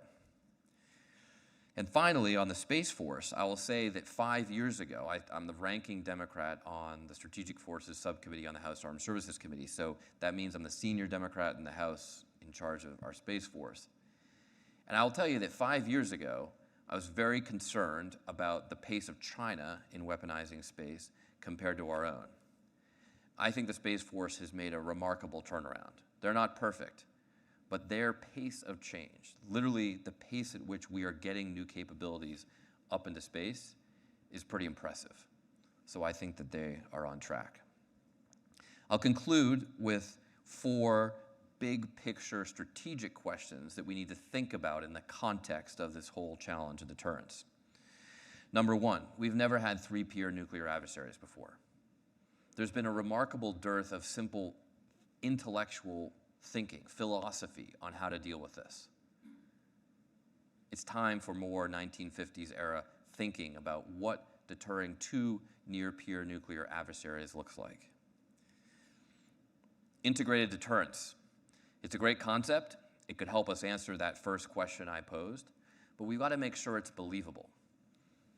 The China Committee went up to New York recently and did an interesting economic war game where we looked at using some of the levers of our economy as deterrence. And one of the challenges is that there are certain levers that would be so devastating not just to China but to us that they're not necessarily believable. In other words, the Chinese just might not believe that we would actually use them.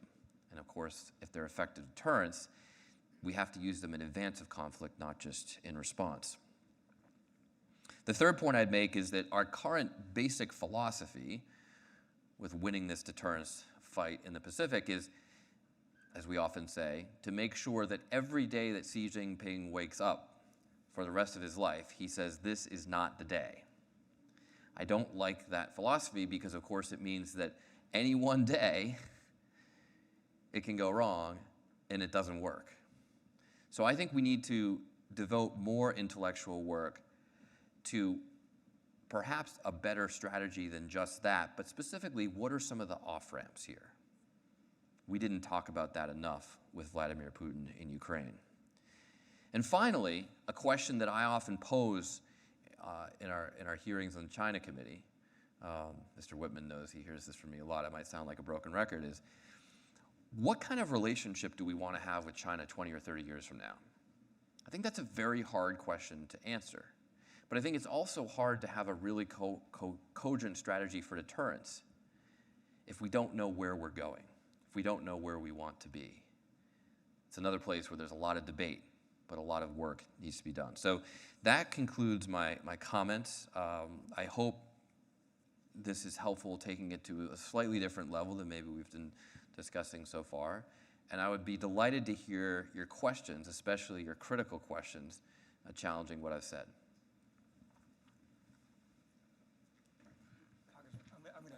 I'm going to moderate your Q&A. All right. Before we get to the Q&A, I think a lot of our audience would agree that it might not be the highest rank, but 03 in either Marine Corps captain or Navy lieutenant is the best rank for officers in the Navy. I have often said that that's what I want on my headstone someday, hopefully not too soon. Captain USMC. There you go. Mike. Thank you, sir. Yeah, thank you. I think a really critical question we should be asking ourselves is, what is Xi Jinping's critical vulnerability, and what can we do to impact that vulnerability and strengthen our deterrence, both conventionally and from a nuclear point of view? I think it's an incredibly important question. It makes me feel a little bit guilty for not getting to it. I thought about talking about that, but I would love to hear, just like we did at the beginning, quick thoughts on what you think Xi Jinping's critical vulnerability is. Domestic audience. Economy. Sorry? Party? Birth rate, economy. We have this scenario again where my personal view is that the first answer is the right answer, which is that he is very concerned about domestic political support. So what does that mean in terms of how can we take advantage of that? I think this is a place where we need to have a much more robust information operations deterrent. To say to Xi Jinping, we can change the minds of a lot of people in your country if we decide we want to. Other countries have been quite adept at doing that. I mean, we all know that Russia has tried to interfere with our elections, for example. We know how to do this. We don't have a real serious, robust effort to do so. And importantly, it's not about actually doing it today, but demonstrating that we have that capability. Because I think that if we could really target that and show Xi Jinping that you start this war, you're going to quickly lose domestic support, it could be a powerful deterrent. Yes, sir. Yeah, that's exactly where I intended to go. You mentioned our psychology of deterrence. What I think is most important to that is getting inside Xi Jinping's head, and that's pretty easy because he is very vocal about what he wants. He wants to control the island of Taiwan.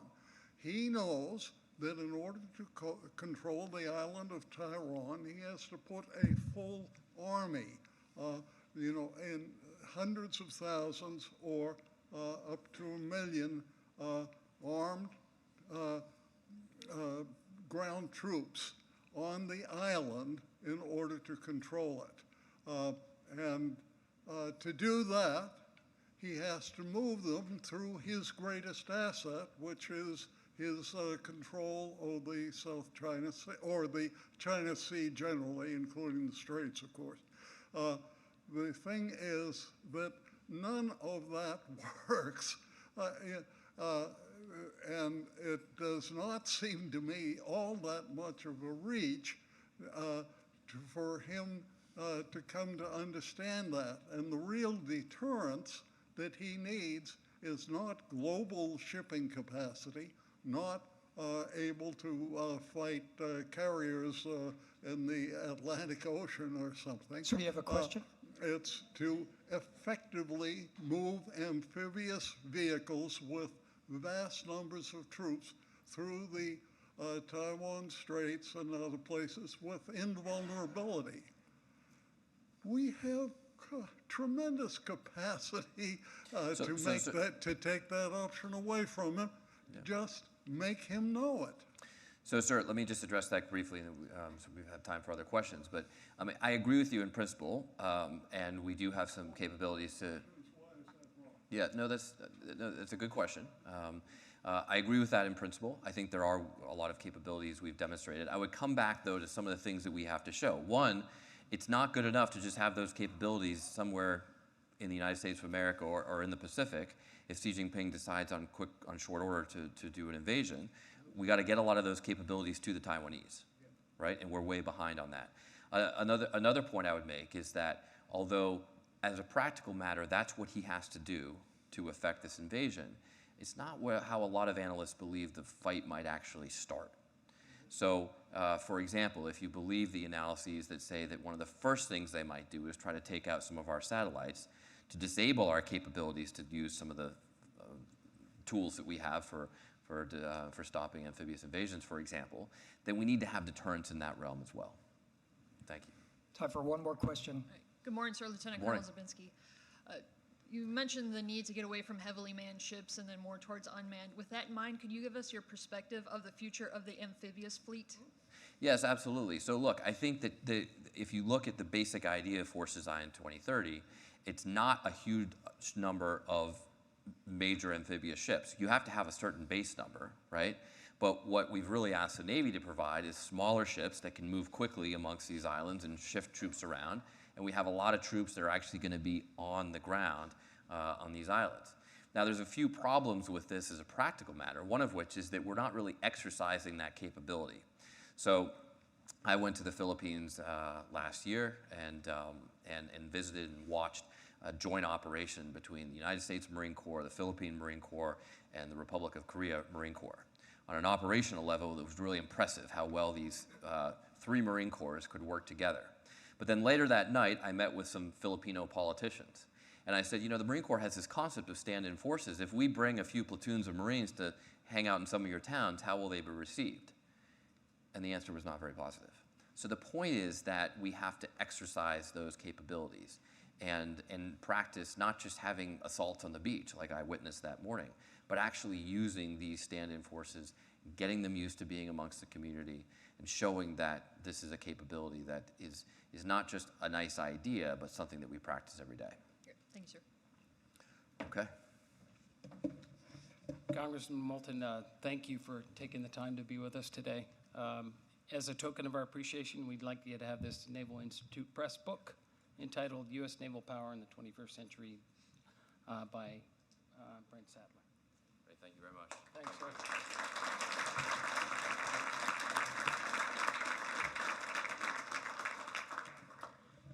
It is now my honor to introduce our final speaker. Congressman Rob Whitman was first elected to the U.S. Congress to serve as Virginia's first congressional district, in 2007. On the Armed Services Committee, Congressman Whitman serves as Vice Chairman of the full committee and Chairman of the Tactical Air and Land Forces Subcommittee. On that subcommittee, he oversees the largest portfolio of modernization programs on the House Armed Services Committee. with vast ramifications for the future of the U.S. military's ground and air forces and munition stockpiles. Congressman Whitman also serves on the House Select Committee on the strategic competition between the U.S. and the Chinese Communist Party. As co-chair of the Congressional Shipbuilding Caucus, he is a staunch advocate for a robust naval fleet and a healthy domestic shipbuilding industry.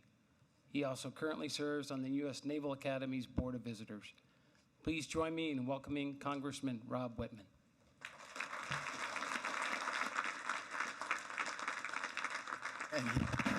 Thank you. Well, thank you, and good morning.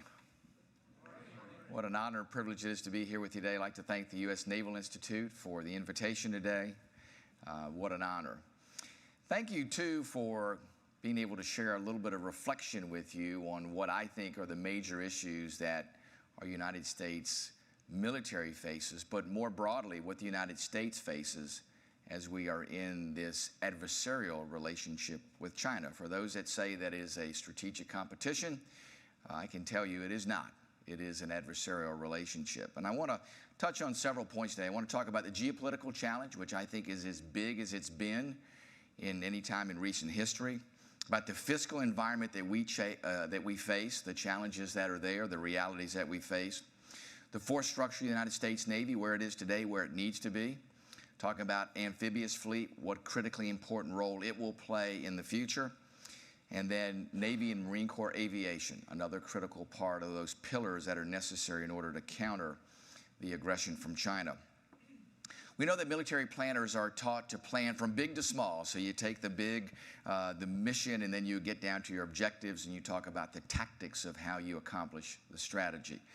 If you look today in what we see in the Indo-Pacific, it is indeed China's aggression, not just in the Indo-Pacific, but China's aggression around the world. Their intent is to dominate the world. It's not to fairly compete with anybody. It is to dominate the world. They use the policy of transactional coercion. They love to get into these transactional relationships with folks, and then they use that to coerce somebody if the relationship doesn't turn out in their favor, and they're very, very good at that. The 155 nations that I have agreements with today, you ask them if those agreements are in any way, shape, or form to their favor. I think most of them would say the One Belt, One Road initiative is only in China's favor. They are intent on dominating the world, but let's look at where we are today. You know, China is rising, no two ways about it, but make no mistake about it. The United States and its allies are rising also. Think about it. 82 years ago today, December 7th, 1941, this afternoon, 82 years ago, Admiral Yamamoto said this: "I'm afraid we have awoken a sleeping giant." Folks, this is the time in history for the United States to awaken to the threat from China. I think we are at exactly the same point today where this nation is beginning to awaken. The question is will we come out of that slumber fast enough to have an impact to deter China? Listen, we don't want conflict. Not in any way, shape, or form. A conflict in that realm with the United States and China will be devastating. Make no mistake about it, if we find ourselves in that position, we will fight and we will win. But I think we have a lot of tools in our tool chest to prevent that conflict. If you look at where we are today, too, we have some fiscal restraints. Look at where we are with our debt and deficit. In the last 364 days, we have amassed $2.4 trillion additional dollars in debt. It's unbelievable. We are at $34 trillion of total national debt, $1.7 trillion of deficit just in the past year. Folks, we cannot continue on that path. I would argue that in the coming fiscal quarters, we're going to find some pretty sobering impacts.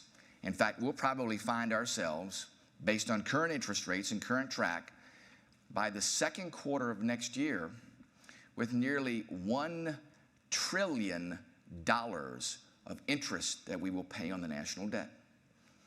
our defense budget this year in total is $830 billion. And if we don't think that that interest on the national debt is going to impact what we do as a nation, then we're not awake to the reality of the fiscal reality that faces us. So the question is how do we win strategically within that realm? How do we make sure we do more with our dollars? Folks, the way we win this strategic adversarial relationship with China is we make sure that we get more per our dollar than the Chinese get per their yuan. And we can do that. We are the best creators and innovators in the world. We also have to find ways to attract private capital. This cannot be a 100% funded government enterprise. I think that things are beginning to happen in that realm. I see a lot of private equity companies and venture capitalists that want to get into that space. How do we make that happen? I want to make sure that when we buy things, we buy them in the most efficient way possible. We do that by multi-year procurements and block buys. We make sure that we send clear demand signals to the industry and to investors, and we stand by those demand signals. Our problem has been over the last 20 years is everything in the Pentagon ends up being a roller coaster ride. And let me tell you, it's not just the Pentagon's fault. It's Congress's fault also. The roller coaster ride is precipitated by these stopgap spending measures called continuing resolutions. Folks, we've been in a cycle of continuing resolutions now for 18 years. You cannot have consistency if Congress doesn't get its act together. We need to get back on track to adopt appropriations bills on time. That is the key. In that scenario, we also have to grow the size of the United States Navy. Look at where China's going to be. Look at where they are today.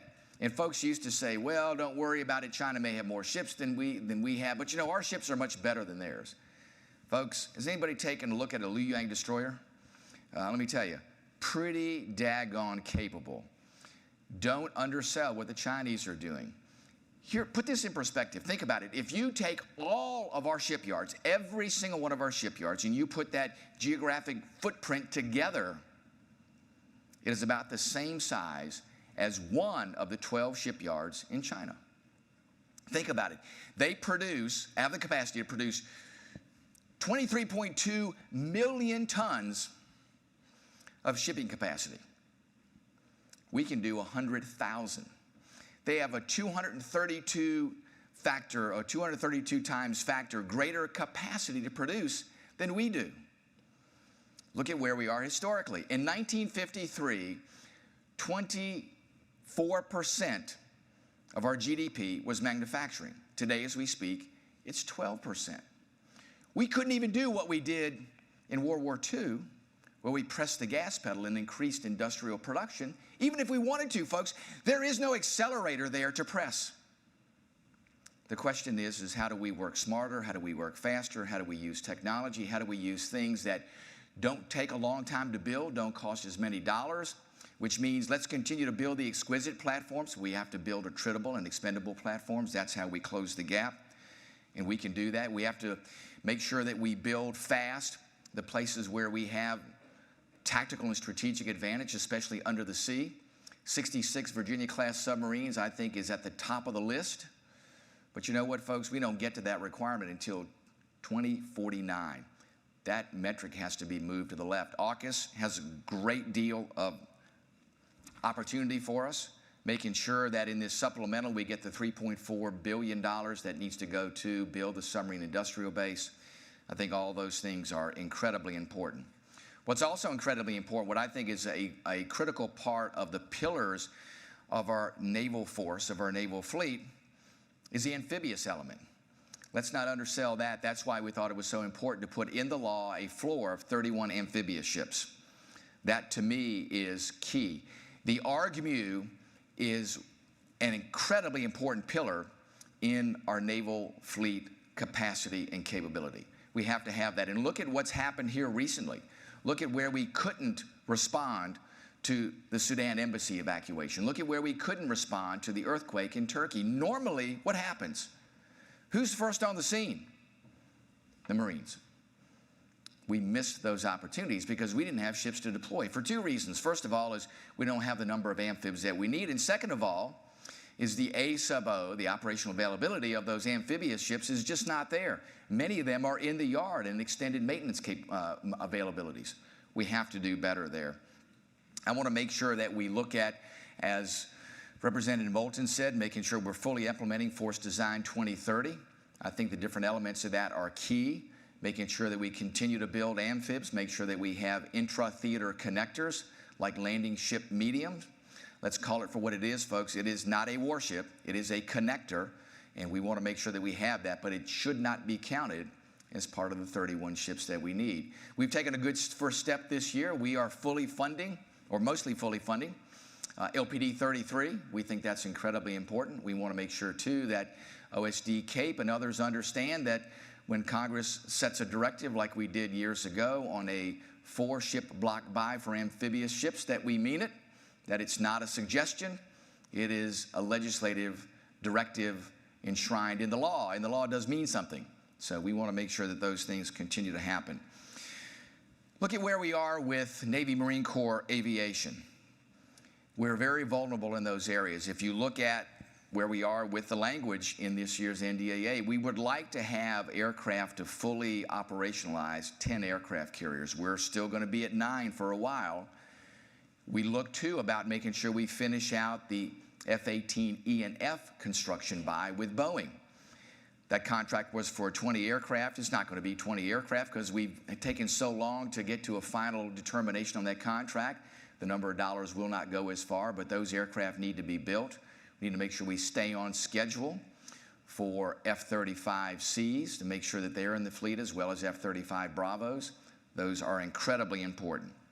MQ-25 is going to be an incredible extender for our fleet. We're going to be operating in the Indo-Pacific in places that we've never operated before, folks. We're used to having air superiority and then being able to have free range in that battle space. Guess what? That's not going to happen anymore. We're going to have to, at the best, be operating in a contested environment. We're going to have to tank over long distances. MQ-25 gives us that extended range. I think MQ-25, too, has an incredible capability to do ISR and, for that matter, also jamming, but let's make sure it does the basic mission right first. We want to make sure that we, again, finish this contract on F-18Es and Fs. Those things are incredibly important to make sure that we have the air wings that we need. Another incredibly important part of what we have to do, and I just met yesterday with the Air Force, the Navy, and the Marine Corps, is combat collaborative aircraft is that gap closer that we need, that attritable platform that we combine with our exquisite platforms to really provide capability quickly. I mean, we can go to production in these in months, not years.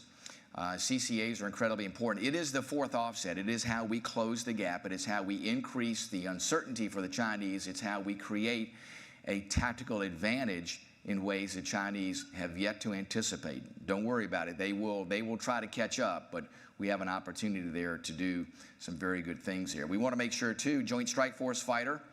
Joint Strike Force Fighter is an incredibly important platform, but folks, for years, in fact, I would argue from its very inception, the Pentagon has been a hardware-based organization. Let's build the hardware and we'll figure out what makes it work later. Can't do that anymore, folks. The Pentagon enterprise has to be a software-based enterprise. Let's get in there and do the software first, and we know software informs and enables what we can do with the hardware. That's incredibly important. Great example, Joint Strike Force Fighter. Hardware platform incredibly capable. We're waiting today through the second machination of a software upgrade, TR3. It won't be delivered until, at best, the middle of next year. We're not talking about 4th generation. We're just talking about 3rd generation to utilize some of the capacity in that aircraft. We have failed along those lines because we don't have enough test beds. We don't put enough effort into making sure we use digital twin technology. It's kind of like software as an afterthought. Folks, software needs to lead the enterprise in what we do to modernize this military. That's where we can close the gap. And folks, we have an advantage in software. And if we're going to use AI in the way that we need to use it, it is a foundational aspect of what has to happen in the software. Let's make sure that the enterprise in the Pentagon begins with software and we can build hardware around that. I argue, too, as we look in the Indo-Pacific, you know, it's always, well, strategy informs tactics. Folks, the whole mindset has to change. Not only does software have to drive what we do with systems and hardware, but we have to make sure, too, that in the realm that we look at in the Indo-Pacific, that logistics has to inform strategy, and then strategy will inform tactics. Because I can tell you we are massively missing things when it comes to the logistics necessary to operate effectively in that environment. Next generation air defense has to be part of that too. There's some exciting things happening there, but we want to make sure that things are aligned. We want to make sure we have modernized propulsion systems. So NGAP, next generation air propulsion, needs to happen in concurrence with next generation air dominance, the platforms there, the CCAs, the manned aircraft. All those things have to happen in unison. Weapons inventories. Let's look at where we are today with all the weapons that we're sending to Ukraine and other places. And we are absolutely getting our fannies kicked and outsticked by the Chinese on long-range munitions. They can reach out and touch us at long distances. We're going to go Winchester really fast, which means our weapons magazines will be empty in a conflict, literally in the first days of the conflict, because we don't have the long-range weapons.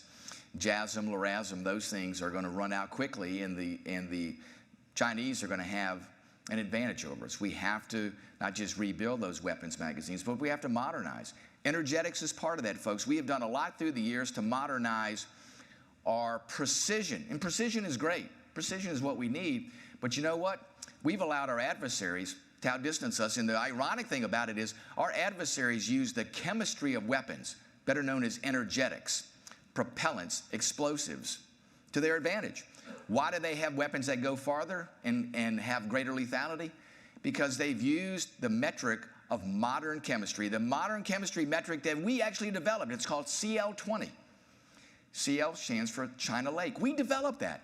Yet we use UDX, which is a circa 1940s energetic.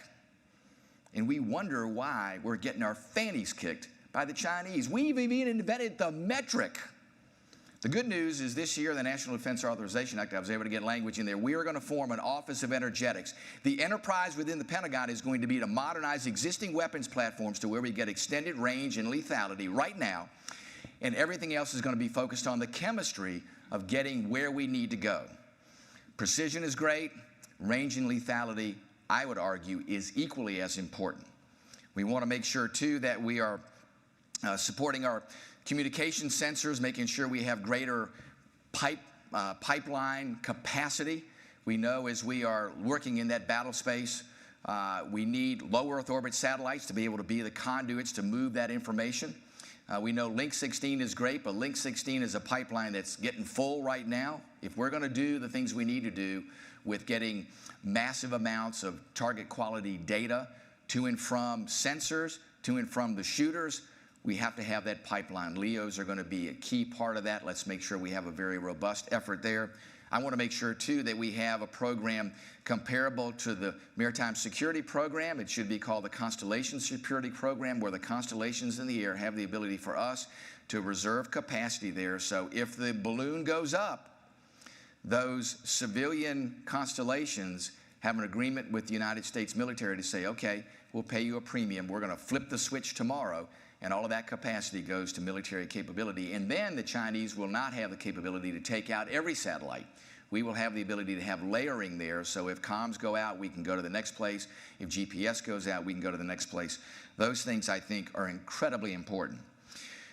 We want to make sure, folks, we have the ability to project force, effective force, as a deterrent effect. Deterrence is going to be the key. We want to be ready to fight. We want to win if we're called to the fight. But I've been through a number of machinations of wargaming. Any of those outcomes, folks, are catastrophic. In fact, in the first weeks of a conflict with China, we're going to be suffering casualties on the magnitude of what we suffered through the entire Vietnam War.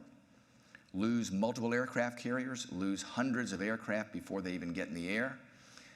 Let's talk about it for what this is. It is a pretty sobering moment. But I believe we're up for the challenge. I really do. I think the United States and our allies are rising. AUKUS is a very exciting agreement. Look at what Japan is doing. I was just in Japan. They're doubling their defense budget. I was just in the Philippines. They are all in and allowing us to use facilities at the old Clark and Subic Bay facility to make sure we pre-position supplies. I was just in Taiwan meeting with President Tsai. They are all in, sending their military folks here. They've increased the level of service there, 4 months to 12 months now, mandatory service. Our friends and allies are doing their part. So we got to make sure we combine all that together. that is building, I think, to create an incredible amount of deterrence.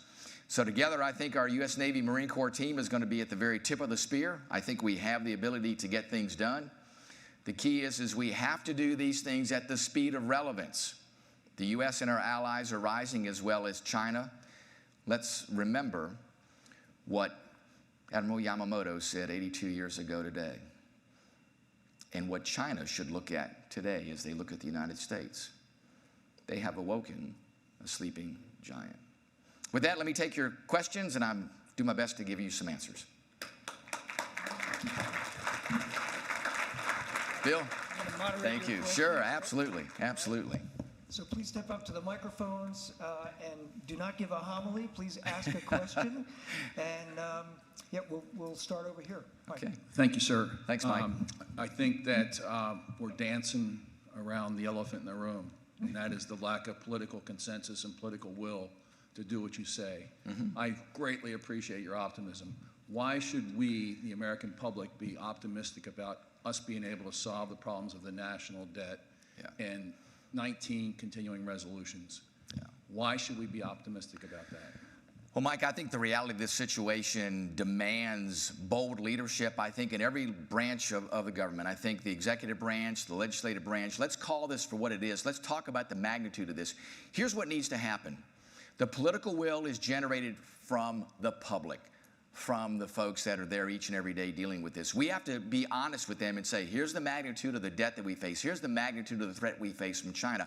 I think if we ask from the American people the sacrifice that it will take for us to get these things done, I think that they are up for the task. But you can't undersell this. We can't say, oh, everything's going to be fine. $1 trillion of interest payments, not a problem. These things are mind-boggling. And it's not just the discretionary part of the budget. Think about the non-discretionary part, the autopilot spending programs. That is the thing that has to be addressed. And we have to be honest with people to say, listen, if there are going to be any dollars left in Medicare and Social Security, we better address it today. The trustees tell us by 2030, those systems begin to run out of money precipitously. Let's get things done today. For every year we wait, the solutions become harder and more difficult. The challenges around the world become greater. We can do this. We have to be honest with the American people. We need bold leadership. We have to face this head on. If we do that, we can get this done. If we don't, if we keep dancing around it and nibble around the edges, then we're going to find ourselves in places that could be irrecoverable. Over here, sir. Yes. Yeah. Congressman, do you think dramatically increasing our offensive mining capability would have good bang for the buck, both for deterrence and possibly for fighting? Listen, I think it's a great capability that we have undersold through the years. If you look at our adversaries, they have very advanced mining technology. Latency with mines, think about it. You could put a whole network of latent mines out there. They could be very secure in where their location is. They can activate when needed. If not, they sit there. You can maintain them. There are a lot of capabilities that we have there that are very inexpensive, which is the key. They are expendable, so you put them up and they're there. You can replenish them pretty quickly. If you combine them with more robust sensor networks, we're doing more in the UK GI gap. We need to do more in the Indo-Pacific. We are. Most of that's classified. But if you combine more robust sensor networks with more advanced mining like our adversaries do, we could have a tremendous deterrent effect at a very low cost per weapon. Thank you. Last question over here. Thank you, Congressman. Thank you. Caroline Tapp from the Naval History and Heritage Command, and my question pertains to your comments on the F-35 and Yes. F-18s. We can produce all the airframes that we want, but as we heard in the earlier panel, if we do not have a force of naval aviators to support that, we will run into inevitable errors, both on a strategic and tactical level. So my question is, what investments are being made or should be made, in your opinion, to address the people problem in addition to the production problem? Caroline, that's a great question. I've had a lot of people said, hey, Rob, don't worry about it because we're going to have all these attritable platforms. They're going to be autonomous. They're going to be unmanned, so we won't need all these pilots. Folks, believe me, when those platforms start out, there may not be a pilot in the cockpit, but there will be a human being in the loop. May not be there, but we're going to need them. And remember, the other aircraft in the air, the F-35s, the NGAD, are all going to be component pieces of this expendable, attritable, exquisite platform network that we create. So Caroline, you're exactly right. How do we recruit and retain the best and brightest? And it can't just be the United States Naval Academy. We got a lot of great naval aviators out of there, a lot of great pilots out of there, but that pales in comparison to what we need. I think we have to do more to appeal to people's sense of service nationally. That's been a challenge today for a whole variety of reasons. These political divisions tend to, I think, push people away from the military. The thing that should be the canary in the coal mine to us, and the thing that troubles me, is when I talk to military families, these are military families that are second and third generation military families. They are telling their children today, don't go in the military. That should be a canary in the coal mine signal to us to say, what are we doing to make sure we get back to that? Now, listen, I'm a little biased. I took my grandson the other day, who's 13 years old, took him to Langley Air Force Base and said, look at that F-22, man. Wouldn't you love to be in the cockpit of that aircraft? And he was there watching those aircraft take off and come back. My granddaughter, who's a very gifted athlete, I took her to the United States Naval Academy. I said, I'm not trying to tell you what to do, but take a look. So anyway, great opportunities. Anybody today that has aspirations to do great things, to serve their nation, to do something bigger than themselves, to be challenged to the very extent of their capability, and to be able to achieve, should be looking at the United States military. So we've got to do a better job of selling that. And the services are finally getting to it. But we have to also figure, how do we make sure that the negative aspects of what's coming into this? We saw some survey data from the Reagan National Defense Forum this past week that was sobering. It hadn't been that long ago where about 80% of the population held the military in the highest esteem. Today, it's below 50%. That should be pretty sobering to us. So the question is how do we overcome that? Listen, Congress is down there below everything else. Our approval rating is in the single digits. It's been there and it hadn't gone anywhere. But we need to look at the other aspects of that. But it's across society. It's in things like first responders and law enforcement. So all of those things that we normally think about service above self don't now appeal to people the way they used to. We as society better think about that, and it's military, first responders, law enforcement across the spectrum. There is no perfect solution to that. It has to start over a long period of time, but all of us have to have conversations with those 10-year-olds, those 13-year-olds, those 16-year-olds. When we do academy days, I tell folks, I want middle schoolers in there. I don't want seniors in high school in there, even juniors in high school. I want those middle schoolers in there because I want them to understand what these opportunities are about. We need to do more in a younger age, because if you wait until these are high school juniors and seniors, at that particular point, a lot of times it's a little bit too late. Not that we shouldn't pay attention to them, but you have to look at how do we build a cadre through the years. Very good. Thank you. Thank you. Thank you. Congressman Whitman, thanks so much Thank for you. spending some time with us. Absolutely. Just a small token of our appreciation, a book from the Naval Institute Press. But thank you, sir. Thanks again. Thank you all so much. I stand twice, not giving a chance. I stand twice, sir. I did not give a chance. We're out of time. I have Sorry. a question. Ladies and gentlemen, thanks for your attention today. This concludes our 2023 Defense Forum Washington program. We thank all our speakers, our attendees here in person, and those watching along virtually from home, and especially our conference sponsors, HII and Lockheed Martin. We look forward to seeing you at other U.S. Naval Institute events in the coming year. And a final thought for you. We're all about the joint force. I'm a naval officer.